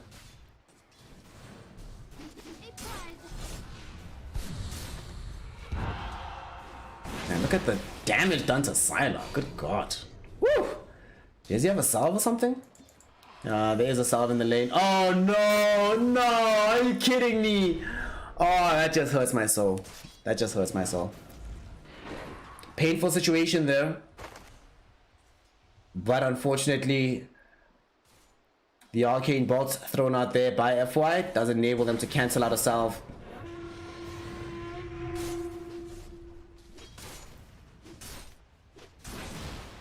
The one bright spot for the early death onto Sylar was that it wasn't the first blood, so not that much lost or gained. But it was a double kill for FY, so big deal. We see XM won't be able to get... Oh, he actually will. That was really nice. If he didn't do that, he would have been Dragon Tail stunned and wouldn't have been able to pick up... Oh, no, it's still on cooldown. Never mind. Nice move from XM to ensure that he's able to pick up a Water Rune.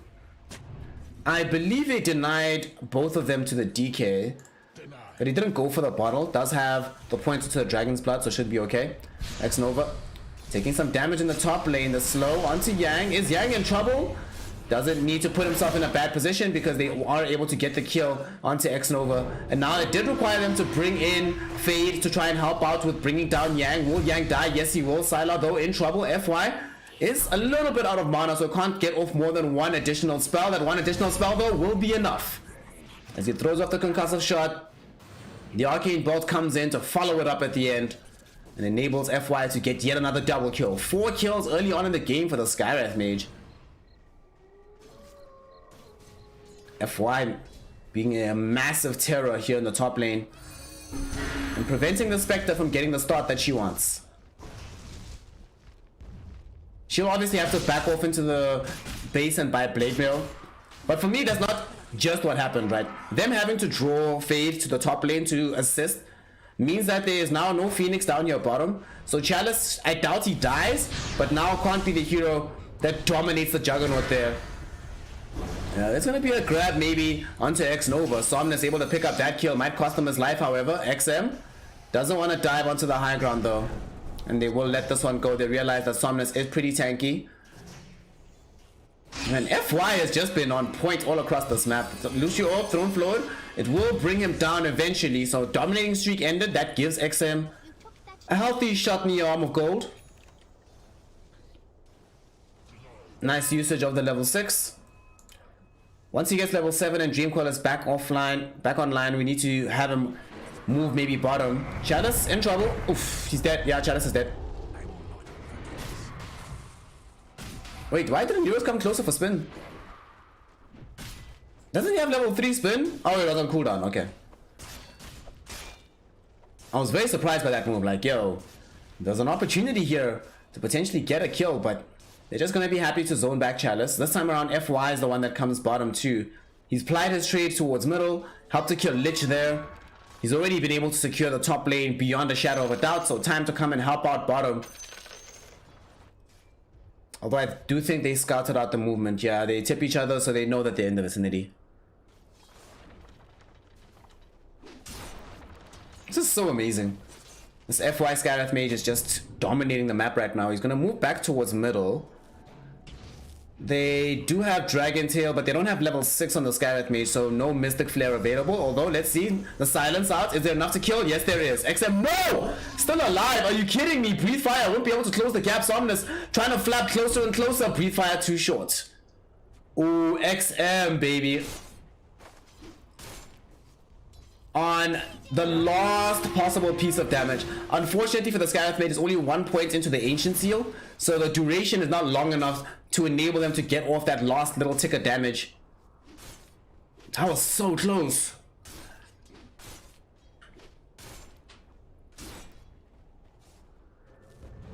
Imagine what happens if they do get that kill. XM would then be spending all the time not farming, not getting levels. Somnus can probably put some pressure and some damage onto the tier 1 mid. But now they still bought themselves some time. There's a 2k gold lead though from the side of Elephant here in the early game. Most of this been picked up by FY because Sylar's getting nothing in the top lane. And because they had to drag Phoenix to top to help out for quite a while. In fact, he's still in the vicinity around the Roshan pit. It means that Chalice lost his support down bottom. And he was on track for some very early items. Still does have the very early Vanguard, but we'll see what timing he picks up this Blink Dagger by. The big leader of the early game, of course, is going to be Somnus, who's been just having a phenomenal time. XM has now cracked 7. It is that time. You get level 7 on puck, it's time to move on the map. Unfortunately for him, Elephants are aware of this and will be trying to move in tandem to try to stop this from happening. He does have an Invis Rune as well as a smoke, so it doesn't get scouted here on the high ground. They witness the stacking attempts. Will they interrupt them is the question. XM decides against it. Will just steal away a Bounty Rune. We see other side though, Fade. He's going to be in trouble from Somnus. The whole gang around him, 3 heroes, and they will be able to bring him down. XM could maybe still set up for a fight here. Does still have Dreamcoil. They have Horns as well from the spec. X-Nova though, if they had level 6 on X-Nova, then you consider going for that, but without it, you just know you're going to be lacking damage. That's the one huge thing for this particular stage of the game right now for eHome, and why they have to avoid pretty much every fight. They just don't have any damage. They're all going to come now. Here's the fight. Sylar, Dreamcoil. Do they get the call out? They do not manage to do so because what a stomp. Sinister Gaze though will prevent the DK from escaping. Sungay will dish out the damage that they were lacking, and that enables them to finally get a kill onto this DK. Does tank everything though, and requires all their efforts to make it happen. Nice duel, Chalice. We have Cole coming up soon, not before the duel ends. XM though still alive. There's gonna be the call from Chalice, preventing them from chasing down XM. Yet again, he survived with the skin of his teeth. That enables them to kill the LC. They do lose Fade on the far side of the fight with the presence of Eurus, but XM still will refuse to die. Look at how much this puck is just juking. Waiting Rift up in 1 second, so he's going to get up onto the high ground. He's all fine, mate. He's A-okay. Woo! What a time to be alive. So, a lot of things went right there for eHome. First they lose Fade, right? Very early on, but then after they initiate the fight, he's so low level that he respawns effectively instantly, like, 15 seconds. He comes back, uses Sunray to dish out the damage, because you can see, even after the call, even after the Dream Coil, even after the Lucio Orb, even after the Horns in, even after the Dagger Throne, they still had few tools to actually kill DK. DK was still standing strong, but then percentage based damage, baby. That's what they needed. Ends up making the difference versus Somnus. They bring him down. The duel comes out from the LC onto Puck. Yet again, Puck survives by the skin of his teeth. And sure, you say to yourself that Elephants get a tier 1. Sure, they got themselves, 2 kills on supports in that fight. They actually killed Fade twice because they killed him on the repeat as well. Chalice is about to die to the Mystic Flare. Nothing you can do about this, fam. Yo, once they get Blink Dagger on Somnus, that initiation will kill every single time. Blink Dragon Tail into Mystic Flare, every single time it's going to be a kill.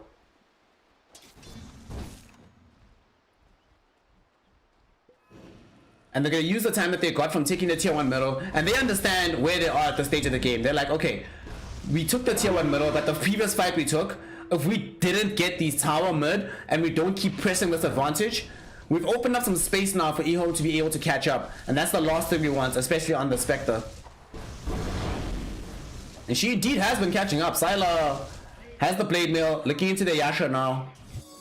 XM has the double null tally. Unfortunately, the pace of the game is such that he doesn't feel comfortable farming Witch Blade into Blink, so he has to go Blink directly. But it's fine, because he's going to have Blink, and Chalice is going to have Blink. In fact, by the time they get this Blink on the Puck, I imagine that the Yasha will be basically finished for the Spectre as well. That feels like a pretty huge timing. Double Blink with a Yasha. That's a fight you can take as eHome.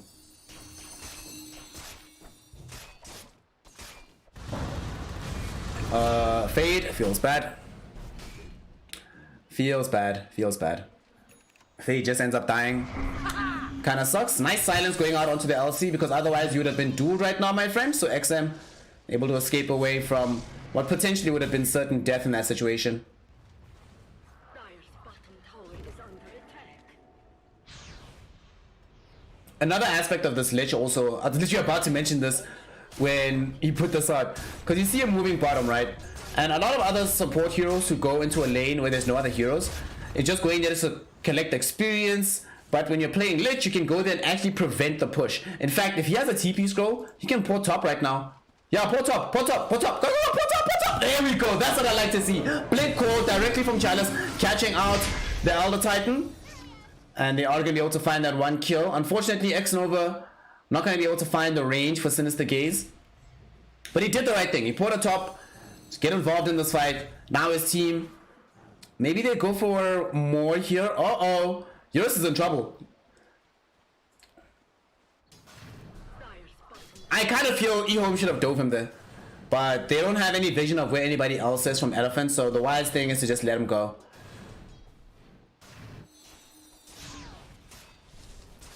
Yeah. Don't reveal yourself.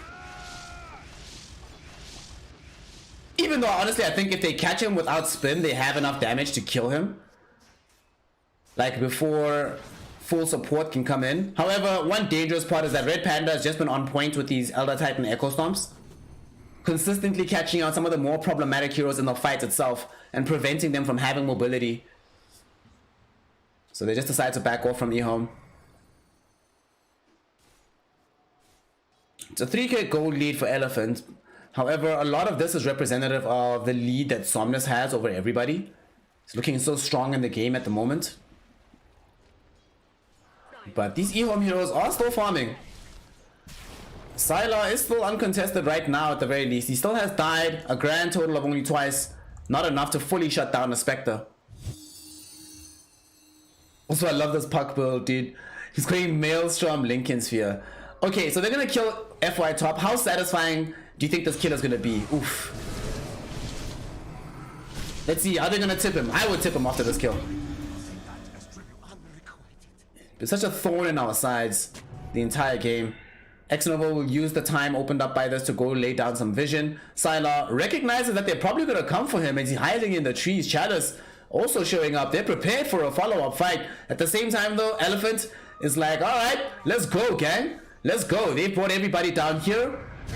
Jump in onto Chalice. Chalice is going to be the first target of this. He gets dueled up. There's not going to be any call coming in from the axe, and he will die very early on. Echo Stomp also stopping Sylar from dishing out extra damage. At the same time, Supernova popped in with the Dream Coil. This should probably result in a kill onto this Chalice. Oh wait, no, Chalice is still alive. Oh, he's still dead, excuse me, onto the Yang LC. Mystic Flare dropped down by FY with the Chain Frost bouncing out. Eurus forced to spin away for safety. Echo Stomp yet again catching 3. Red Panda. Good God. So it's only the 2 offlaners that end up losing their lives here in the offlane. They're gonna try to go back for more though. Somnus, Blink Dagger, jumping in with the Dragon Tail, able to catch out Xnova, and they have enough damage to kill him. So it's a 2-for-1 down bottom Elephant. With only a few seconds left of the Dragon form, do they want to try and apply this towards the tier 1 tower? You bet they do.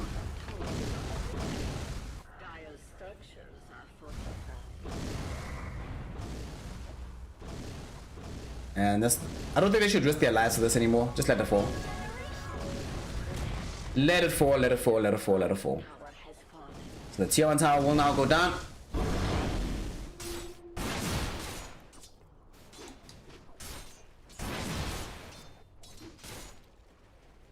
Yang also building Blink Dagger for his team, so they'll have double Blink also on the side of Team Elephant. Alright, so with this build, XM is most certainly going to go for Phase Shift attack talent at 15.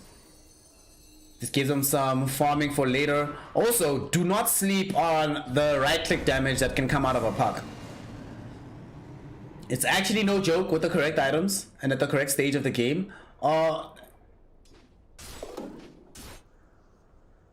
And with this kind of build, going into the Lincoln Sphere as well, will prevent him from being the target for either Blink Duel or Blink Dragon Tail stun, which has been the primary way they've been killing him. And if he doesn't get caught by those, it also means that Ancient Seal from afar is no longer a viable option against the puck.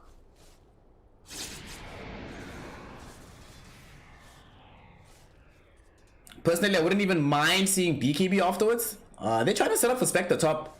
Looks like they are. Sylar in a bit of trouble here. They even scan behind the tier 2 tower to make sure that if they do decide to jump him, that there's no support there. Had they jumped him, they would have killed him. He was 100% alone. What a time to be alive. What a time to stay alive. 18 minutes in and only now E-Home are going to be able to finish off this tower. In fact, oh, behind the trees, they found FY. Dream Coil will prevent the TP away, so easy kill on the Skywrath Mage.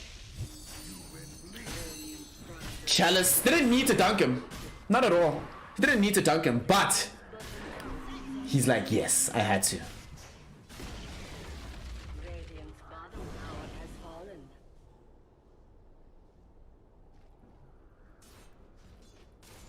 Somnus, BKB, Blink Dagger, Bracer, into what? AC or Daedalus? I'm feeling AC for this game. Because he also has a Juggernaut on his team. They have ET as well, so AC would make me happy. Be a lot of extra damage. But I'm starting to worry though. Because they've plateaued in their gold. And they still have only killed the Spectre twice. Sylar continue to farm. Manta's not that far away. Oh boy. And unlike in the first game, ooh, they spotted Yang. Yeah, they know where he's at. Yang's gonna die. But the rest of the team is coming, so maybe they're gonna be able to get some revenge for this. Red Panda Throws in the stomp, not gonna connect onto anybody. Nice supernova. You have to go away from this fight. You can't take this anymore. You're gonna try to get close to it. There's gonna be a dream coil with the destruction. No, it pops. Stabs everybody. J-Frog bouncing out onto them as well. 2 heroes have fallen in the blink of an eye. Eurus throughout the Omni Slash to protect himself, but it might not be enough to keep him alive completely because Chalice is there with the Blink Dagger, gets the call. They secured the death onto the Juggernaut. Somnus now has to use the BKB to try and run away from this engagement, but Blink Dagger on Chalice is on cooldown. It's coming back. Will they find him? Doesn't seem like they need it. They find the Sinister Gaze. Make sure that Somnus cannot escape. BKB goes down and he'll end up losing his own life as well in the top lane. Elephant. As soon as the supernova dropped, they made a beeline for it. They thought they could kill it, but they buy time on the side of eHome. X-Nova uses the Sinister Gaze onto the Legion Commander, and that last second, Eurus was literally mid-animation to destroy the egg, and it pops in his face. Oh boy. Turns the fight around instantly because the Chain Frost is just bouncing up and down like crazy.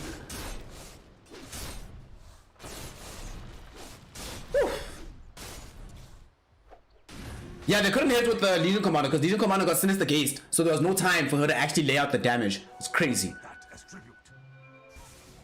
What a fight for the side of eHome. The big thing for them in that situation, nothing of value was lost. You gain a tier 1 tower off of this as well. And Spec got the Manta from that fight. Now can start building into Skadi. This game gets very scary as it goes on.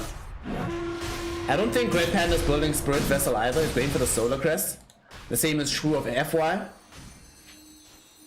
Neither of them will have the requisite spells to fully deal with a super tanky Spectre. Is Fade building Spirit Vessel, by the way? Did he do the right thing? He didn't. It feels bad. He's building Pipe instead. I mean, Pipe is still going to be very useful in these fights, but I would have loved the Spirit Vessel from this Phoenix. Elephant will now just snag up the Roche. They don't take it as quickly as perhaps eHome could take it in game 1 with their absurd negative armor. But they do take it. That's the important thing. Get the Aegis out onto Eurus. I love that Axe is also building this BKB. He needs BKB for 2 reasons. Firstly, being able to actually use his spells, because otherwise there's possibility of jumping into an Ancient Seal, or into a Mystic Flare, or into an Echo Stomp, or into a Dragon Tail. But if you have BKB, it can actually be useful in these engagements.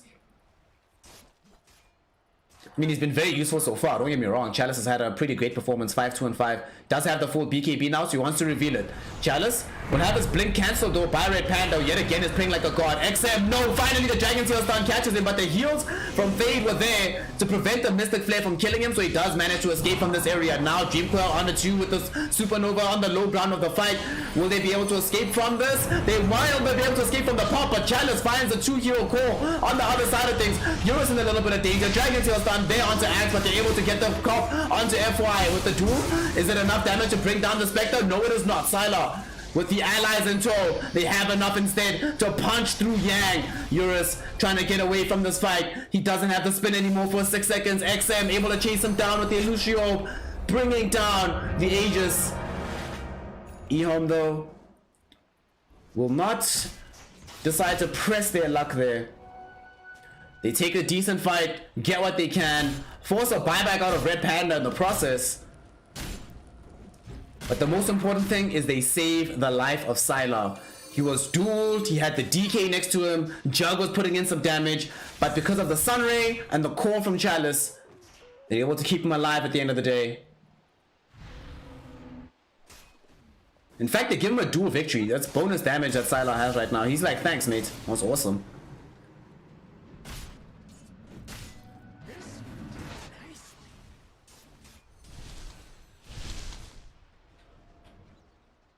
Truly amazing fight for the side of eHome. And we are starting to slowly but surely get to that point. Sylar at the first ultimate orb, only 400 gold away from the second one.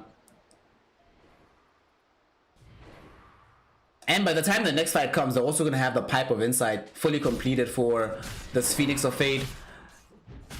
he's been doing an interesting thing where instead of putting the egg in a position where, like that last fight, it was less about whether or not this can get destroyed, more about just forcing them away from the fight. Now they have to make this bad decision. Do we really want to stay here and risk getting popped in the egg, or do we try to back? But now you try to back. Oh, XM. Is he gonna die? Is he gonna die? Yes, he will. Finally. No Sunray this time, fam. The last time around, Fade was on point instantly with the heals from the Sunray. This time around, no such luck for the puck. Fortunately for him, he did manage to at least pick up the Lincoln's recipe before falling. So it's only a mere 850 from having the full item, so that play is no longer possible in the future.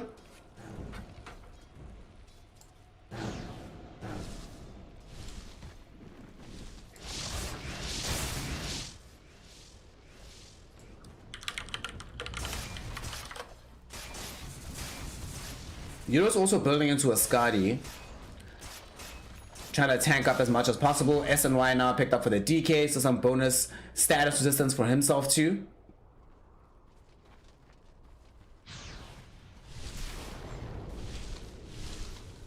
But we are slowly getting to the point in the game where the natural advantage tends the way of eHome.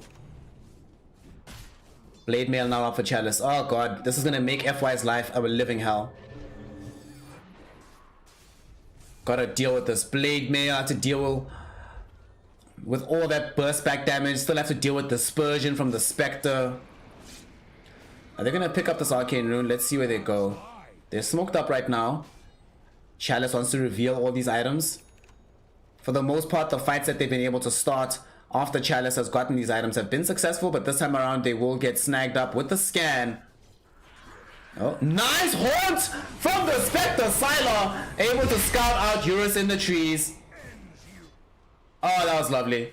That was lovely. They knew Eurus has to be in the vicinity because of the last push that he was making. He was still present in the lane. And XM, they get the Dream Coil out onto Somnus. Somnus will just pop BKB. Oh, that was press the attack. Sorry, that was Ike shot press the attack. That gave him. That's one really useful thing in this game, is that pre-Aghanim Scepter being online for the puck. Every time somebody gets Dream Coiled, Yang doesn't even have to tell you, hey, use your BKB. He presses the attack you so that you get the magic immunity as soon as you break the coil normally.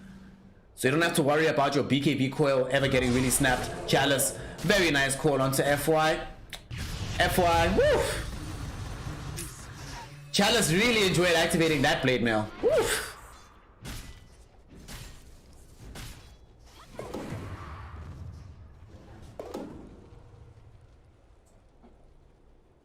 By the way, all of y'all should say shout out in chat to Class X Jaeger, because the homeboy is putting in work in the background, making the stream better. I think Yang is... No, he's not. Okay. If they had forced off on X Nova, maybe they closed the gap there, but without any mobility items on the Lich, LC will be perfectly fine in that situation. XM will now go towards that Aghanim Scepter, recognizes that there are 2 BKBs and magic immunity on the jug, and it's an open question whether or not he builds BKB next. Duel out. Okay, mate. Alright, I don't know about this one. They do end up getting that kill though. Chalice running away, got the pipe popped in from Fade, and Fade could supernova on the high ground here, so they do not want to go for this fight up the hill. Somnus does have a double damage though, so he's really thinking about it, but this is probably not well advised, gentlemen. Yeah, I love how they leave Somnus by himself on the high ground. That's actually fine with this hyper tanky DK. And he didn't go for the AC, he went for SNY into Satanic. Yeah, it's fine. It's no problem. We still only have those 2 deaths on Sylar from the early game in the laning phase. Now has the full Skadi. What is next, comrade? Are we going Abyssal Blade? Are we going Butterfly? So many options for the spec. Looks like they want to fight though, because they have all 4 heroes stacked up here from eHome. Chalice can lead the charge and they can follow up with Sylar.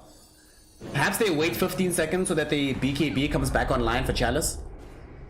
Might be the prudent thing to do in this situation.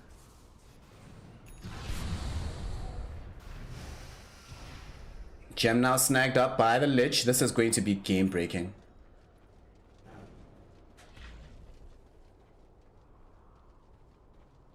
Right now, one of the things that's honestly saving Elephant on the map is because they have at times had gotten down some really good vision that allows them to be cognizant of these movements that are coming in from eHome. For example, this observer ward that's middle. We saw just now eHome was stacked up as 4, even though they weren't smoked up. If they had just decided to not have that ward there from Elephant and just play normally without this vision, would have been, I doubt they died, but doesn't allow them to play as considered as being like, well, there's 4 heroes middle, everybody back off, play together, or play down on the bottom side of the map where Somnus is.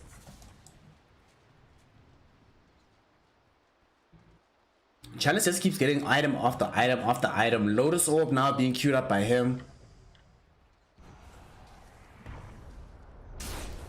Jug actually has similar net worth to this axe. Jug is falling behind the Puck in farm. Both of them have Maelstrom as their farming item, but Puck has a lot more kills and a lot more active in the map.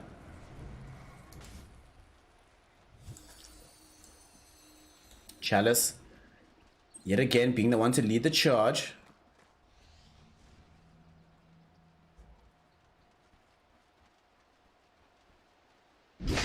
Lol. Just chop down Eurus' courier. X-Nova might be the one to break the smoke with his life, but they now see the little spirits thrown out by Red Panda. And they're like, yeah. Besides, eHome probably are aware that although it's nice to be able to go for these fights and stack up around the Roshan pit, it's not necessary for them to force the situation right now. There's going to be a Haunt. Look at the damage that FY took just from Blade Nail, Haunt, and one Illusion Orb, and he's dead now.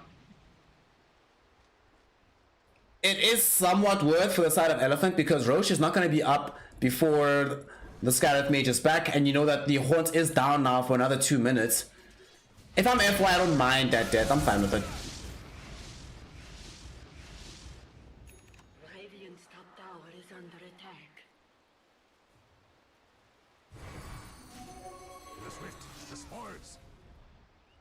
We'll see how Elephant decides to respond in terms of stacking up, because I do not think that they want to be playing a game against an Aegis on Puck, a Cheese on the Spectre. Seems really complicated under those circumstances.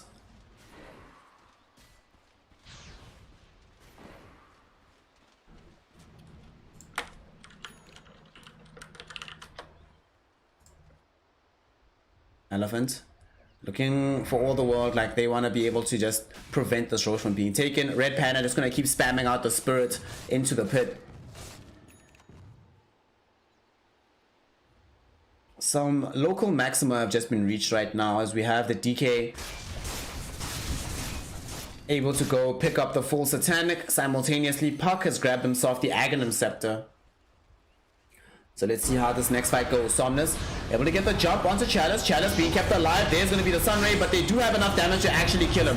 3 heroes caught inside the Dream Coil, however. Remember, this is now Ag's Dream Coil, so getting out of here is much more complicated. They throw out the Supernova, doesn't connect onto anybody, but the Chain Frost will. Yang going to be the first target of this with the buyback from Chalice, chopping him down. They get the Sinister Gaze core directly onto this Jug, but he does manage to spin away. He's still alive right now. Sylar turning things back, but he's going to lose his own life. There's too much damage coming in from Eurus and Somnus, and the BKB from the DK and the right clicks from Eurus are just way too much in this fight.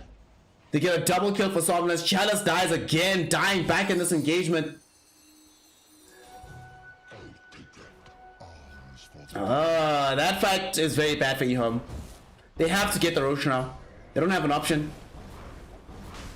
Fortunately for them, there's no LC and there's no Elder Titan, which are 2 of the bigger heroes you worry about in this area. Okay, XM in a little bit of trouble, been silenced up. Doesn't have the Omni Slash, of course. Use that in the middle of the fray to help get the kills. The spin. Is there enough damage onto Fade? The Dragon Tail stun was there to interrupt the dive in, but they won't actually have enough to kill him. The Mystic Flare does bring him down, but it does cost the life of FY. Now turning around back onto Somnus. Buyback will be there from FY, but also from Fade. Yang Jumping back in onto X Nova. They get the duel on the backside of the fight. There won't be any assistance from the Lich. It's a dieback from the Lich as well. Dreamcoil on the several heroes. Sunray from Fade. Will it help out Sylar? They're going to be able to bring down Eurus eventually. And they finally get that kill. Buyback on the Juggernaut too. Everybody's buying back here. Somnus will eventually fall. Yang, will he die too? Illusory Orb does drag him down. Buys back. Eurus, is there enough damage from the sprint to kill XM? No, there is not. He does manage to blink away to safety. Get back onto the high ground. Everybody is buyback fighting. The only heroes in this entire game who have not bought back in the last 3 minutes are Puck, DK, as well as this Elder Titan. The fight went on for so long that Horns came back off cooldown for Sylar. For a moment, things were actually looking very scary for eHome because they were at that point where if they... Oh, Red Panda's gonna die. Will he get caught and brought down? Yes, he will. He doesn't have buyback. He doesn't have buyback. Doesn't have the money. They brought back on Somnus. Nice blink in from Yang, but there's also going to be Supernova. Yang falling very low with the Sunray because they have the Aghanim shot. So they heal up Chalice while dishing out the damage onto Yang at the same time. That enables them to get a dieback on the LC. Somnus, very high HP though. Difficult boy to bring down. And he's in the Endless Dragon form. They'll be more than happy if he just stays away from the fight. But they're going to keep trying to interrupt this Roche on the side of Elephant. Omni Slasher is back off cooldown. Are you kidding me? But it looks like they're back. They're actually back. They're actually back. They're going to let it go. They're going to let it go. So 8 buybacks were used in the course of this single Roshan fight. Who got the shard? He already had his own shard on Fade. So didn't need to pick up this one. They gave the shot to Chalice, so this means that attacking procs the counter helix. Alright, especially when he went for the 20 talent. That gives him the bonus HP regen so he can stick in the fight and try to use his attacks. I mean, now he's also a terrible dual target. He's already a bad dual target because of being so tanky, having Sunray behind him, having spin, but now he's an awful dual target. After all is said and done, buybacks galore from both sides. It's the side of eHome that are now sitting with an 11k gold lead. The Aegis, the Cheese, the Shard. Firmly in the driver's seat. Although they do need to do something about their tankability issues on this Puck. And a little bit on Sylar, frankly. When he doesn't have Fade nearby to top him up, Sylar doesn't feel that tanky. Maybe our heart would also go a long way in this situation. But if he gets heart, my god, that is just terrifying then. Scotty Butterfly with hearts, jeez.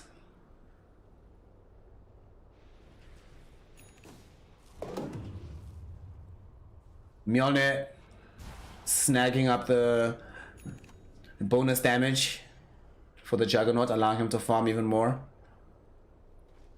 Somnus is also going for Mjolnir. I suppose Somnus doesn't get tankier all that much. At this point, damage is really the problem for them. For Elephants, that's where their issue is really damage. For eHome, if they can just survive long enough, the damage will come. Especially as these BKB timings are tending towards 6 seconds. Somnus is already at 6. I think the LC should be... Oh, she doesn't have hers, by the way. She's still building it. Chalice. Yet again, smoke does pop. Can they find the fight? Somnus able to find the stun, but there's going to be duel. But the egg is right in front of them. Somnus has to run away. They have to try to deal with this egg, but they're not going to be able to do so. So it pops, stunning up the 3 core heroes. They've already been able to bring down Yang. Somnus now in the middle of no man's land, fighting against everybody. The Chain Frost with XM and Sylar. It does enough damage to kill Red Panda. Eurus trying to run away from the back of the fight. He will be kept alive by FY, who throws out the Glimmer Cape and the Rod of Atos. Holding Sylar in position, invising up the Juggernaut to enable the escape. But the Supernova from Fade, Juggernaut not able to really close the gap, doesn't have a Blink Dagger or anything. He's on the far western portion of the fight, can't involve himself right on top of the egg. At the time, Yang's already dueled Chalice. And to make matters worse, Somnus, he notices that we've got a couple of right clicks out onto Chalice, but he's like, wait a second. It took him a sort of a second to click. Crap, there's a Supernova down. I don't have AC. I don't have, hell, I don't even have the full Mjolnir. So the attack speed required to bring down a level 18 supernova is simply not available to me. I can't do this. And then it pops in front of their face, stuns all three of them. They don't kill Somnus, but Yang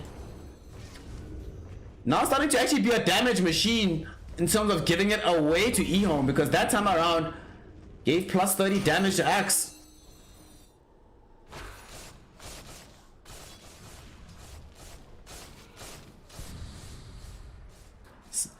We haven't talked much about the neutral items available in this game. Let's see what we've got here, since we now are going to be getting some really interesting items. Telescope not equipped by anybody on the side of the Elephant Draft. I mean, I suppose the Skywrath Maid is the only one that would want it. And what is FY walking around with right now? It has a Psychic Headband, so okay. I understand why you'd opt against getting yourself the Telescope. Timeless Relic as well. I could imagine Red Panda would prefer this over the Arcane Ring, but okay. On the other side, for Ehome, let's see what they've got for themselves. Puck has the Relic. Sylar is sitting with an Illusionist Cape. Chalice has Ninja Gear, so permanent smoke for himself. Good times. I love how X Nova is still keeping this trusty shovel, Lamar.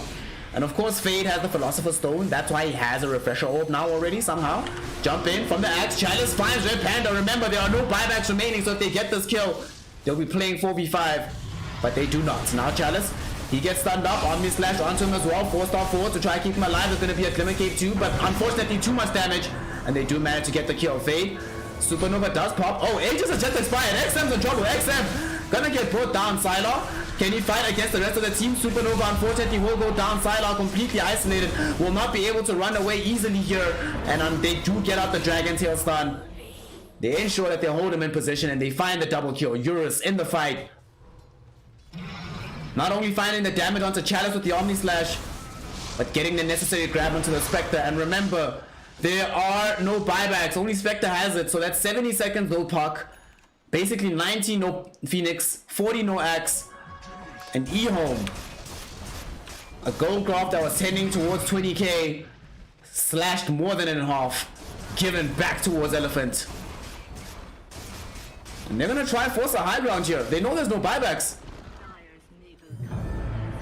Buyback on the Spectre, but you can't hold this at bay by yourself. There's no Chain Frost. Axe is up in 15. How did this happen? Fortification will pop down. But there's no way to defend this. Yeah, this is a laner Axe.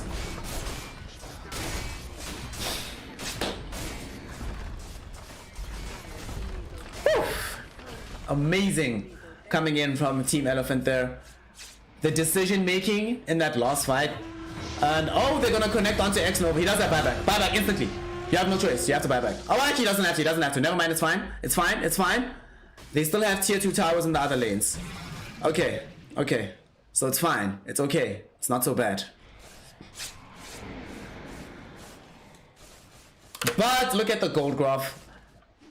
It was almost at 15 at some point now. Only a scant 3 in favor of Ehome. And in fact, if we take into account how the map is about to look, and I would say that the game is not just dead even, but Elephants are at a distinct advantage at this point in time. Both the DK as well as the Juggernaut back on top of the farm charts.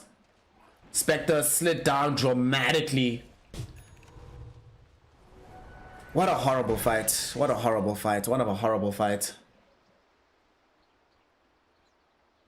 After all is said and done, Somnus with Eurus. Eurus has MKB, so we saw in that fight dishing out damage onto Spectre is pretty much no thing. Jump in, they actually catch Eurus. Okay, they want to go for this. Chalice porting out, not going to be able to do so however because he gets dueled, he's going to die. Does he have buyback? He does not. Why would they do that? Now is BKB also committed? A Haunt also committed? Why would they do that? I think they just lost the game. Yo, I think they just lost the game. They're gonna lose a second lane now. Ehome's gonna have to put out all the stops with this defense. 4v5 on the high ground against These blink daggers, BKBs, no axe, and tons of damage onto the structure as well. Even with the frost shield from X-Nova. Pretty impossible ask to try and keep this lane of Rax alive, and it's definitely gonna go down here.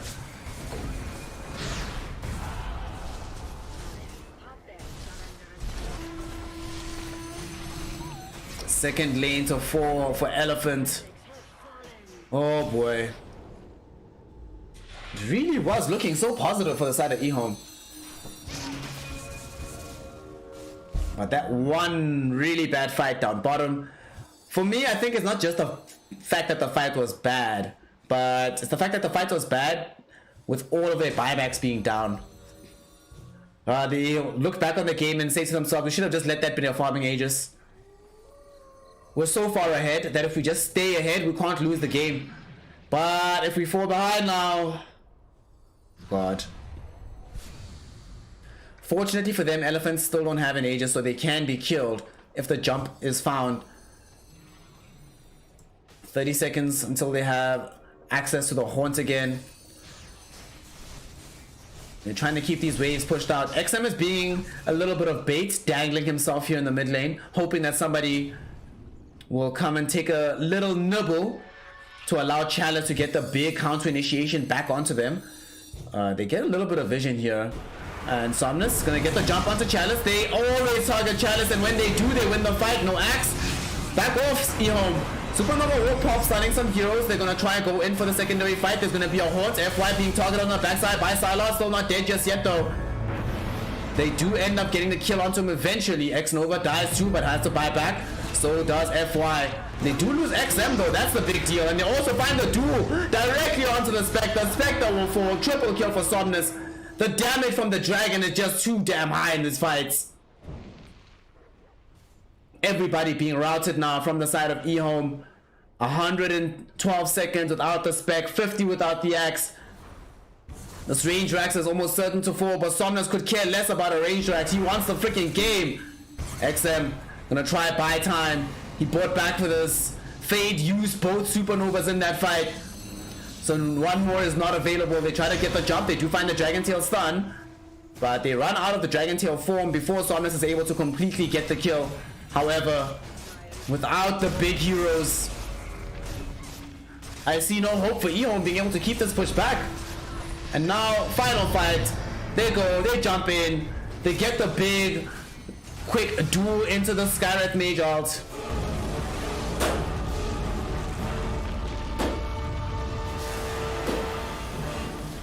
Wow. Wow. Oof. I have few words for what we just saw here. Yo, that has to be, where does that rank on the throw chart? That has to be well up there. Good God, what a throw. Also, Chalice just lost his head the last like 7 minutes of this game. I don't understand what actually ended up happening. So what went down, right? What we saw start to happen with Chalice, there were a couple of weird things.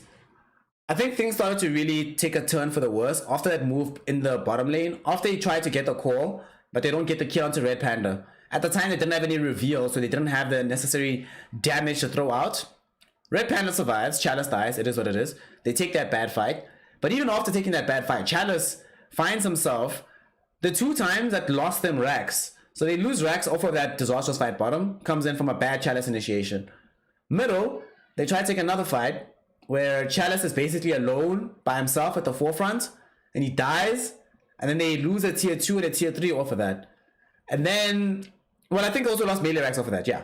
And then the last fight, Chalice, so they knew where the enemy was, where Elephant was. When Elephant was positioned there in Dire Jungle on the high ground next to where the Roshan pit is, and they throw out an Illusory Orb. XM, I don't think he scouted out the full team, but he definitely saw DK.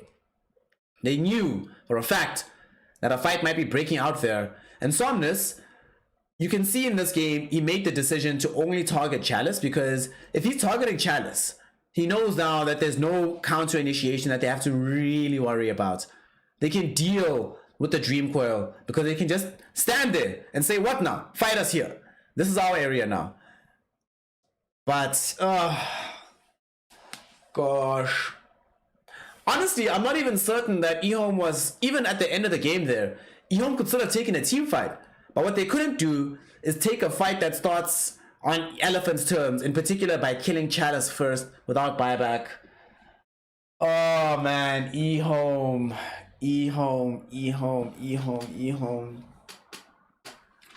I'm pretty sad. That was bleak. Quite unfortunate that the game ended up going in that direction. Personally, I would have loved to see game 3, and I think eHome had the draft to make that happen. But Dota isn't just a game that's played out on the draft, it's also played out by the players. Decisions have to be made, and the decisions made by eHome were far superior to the decisions made by Elephant. Another decision that I cannot co-sign. In the first game, I was critiquing eHome heavily for their itemization. I was much happier in this game, but we needed Heart for Sylar. Like, this definitely should have been a Heart to end things off, especially with the lack of Spirit Vessels on the other side. Speaking of, where was the Spirit Vessel from Fade? Imagine if Fade had Spirit Vessel in this game. You know that one fight where Somnus sort of turned it up, where he was about to die, activates Satanic? It was there around the Roshan pit. I think he got a triple kill in that fight. Imagine if they have Spirit Vessel on Fade in that situation, because at the time, the Supernova did pop, and then he refreshed before the second one. Icarus dived onto the high ground, could see the whole fight, might have been able to apply the necessary little piece of extra damage. They should have had a Spirit Vessel on Fade. Definitely should have had a Heart on Sylar. Can't knock X Nova, did what he needed to do. XM, maybe a BKB, because it started to become a problem that he's spending so much of the fight hiding. Because once the Lincolns was popped, and we started seeing that FY will also just target one random spell at him just to pop the Lincolns. Once Lincolns was popped, he now can't be involved in the fight. He has to play the edges somewhat. If he got, after the Aghanim Scepter, a BKB instead of MKB, potentially, then he's no longer worried about the Echo Storm from Red Panda, who also had quietly a godlike performance on the Elder Titan. Played like a machine this game. Elephant, eHome drafted better, in my opinion. Or they had a draft that they could play to win. I'm still unsure about this last pick glitch. eHome's draft was fine. eHome's mid game was fine. But the Elephants just get them with the late game decision making. Not even that late game, but in particular from, it all started going downhill from that Roshan fight where, again, Chalice dies first. He dies first. They kill Chalice and they kill Fade, I think. I forgot who bought back first. I think Fade bought back first. But they had to buy back Chalice in that situation. And because he was the first one to go down, the fight starts to look a bit wonky for eHome. They start having to buy back multiple different heroes to come back into the fray. And then it just ends up not working out in the end. Well, that's that. Elephant. GG, well played. 2-0 finish coming in from the Chinese super team. Bleak times. But what can we do? That just is how the cookie crumbles. Elephant will be happy that they not only get themselves a sweep against the side of eHome, but except for that game against RNG, does seem like the tenure of ROTK is starting to show some form of results. In particular, the decision making from Elephant seems a lot better. We'll see whether or not this trend continues. Oh, also, Somnus is back. I will say, for me, in the first season, Somnus was the big weak link for Elephant, but he had a really good series today. Like, yeah, he played really, really well. So Somnus, congratulations to you. Shout out to you. And with that, we're done with the dotes. We're done with the dotes. I'm sad. I'm a bit bleak about this. I would have preferred for the game to continue. I would have preferred for some more action between the two sides, but unfortunately, that's not what we get here today. Instead, it is going to be the side of Elephant grabbing themselves a 2-0, and I believe improving their record to 4-3 here in the I-League. Let me make 100% sure for y'all. Yeah, they are 4-3 at the moment. Second only behind eHome, but Elephant, eHome, as well as RNG have played the most games besides Magma, but Magma loses everything, so it doesn't really matter. Bleak times. Well, that is that. That's going to be it. That will conclude the action for this one. Unfortunately, it is the only game I'm casting today. Feels bad. And I don't think I'm taking a bit of a break tomorrow, so I might only be back on Monday. With that in mind, thank you all for joining me today. It was a lot of fun. It was a gas. Thanks for supporting the stream, having the homie out here. Those of you who did follow today, shout out to you. I really appreciate it. Those of you who didn't, do the right thing. Do the right thing. And of course, to those of you who have some spare Bugattis lying around, and if you had fun, the crucial thing is that if you had fun, consider supporting the stream, either, throwing in some bits, becoming a subscriber, becoming a one-time donator through PayPal, becoming a patron through Patreon. Not only do you get to be part of the coterie of people that get to say that you're supporting the stream, but I also drop some bonus content. Not super reliably, but reliably enough that you can say that you're getting your money's worth at the very least. There's going to be some bonus content coming for you all as well tomorrow morning. And then, yeah, you'll get that nice jolly feeling inside that, yay, I'm tickled. Snare pulled through. But yeah, that's it for now. I am going to now go eat because I'm kind of hungry. And it's going to be... I might come back later to play like Path of Exile because one of my homies has been trying to get me to stream that game for a while now. And I've been... What's the word I want to use? Reluctance isn't the right word, but probably laziness. Because have you all seen Path of Exile? It's like huge in terms of a game that's to be explored. I used to play that game like 5-6 years ago, but it's so radically different now. It's going to be fun re-exploring. So maybe hop on once we go live with that. But we're done for now. Thank you all for putting through today. I love y'all. I'll see y'all tomorrow or on Monday for some more Dota 2 action. Oh, also, please make sure to let it be known in these streets that you would love to see your boy casting the Pinnacle Cup. There's a bit of a hustle that's happening in that direction, but let it be known. Let your homies know. Whenever you see someone talk about the Pinnacle Cup, be like, yo, where's Snare? Put Snare on. Somebody should actually make a Reddit thread and say, where's Snare at? It'll be great. Either way, thank you everybody. I love y'all, and I'll see y'all later. Some Dota 2 action.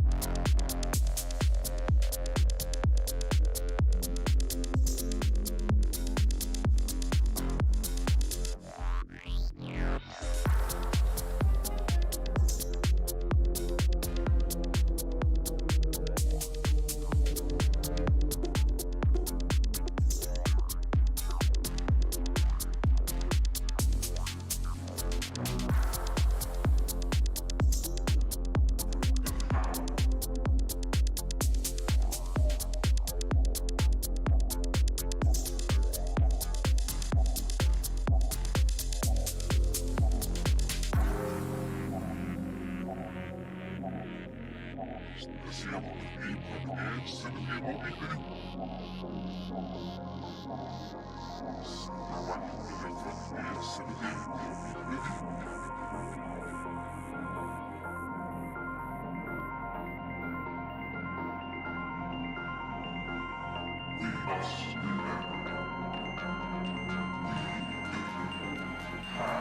the power.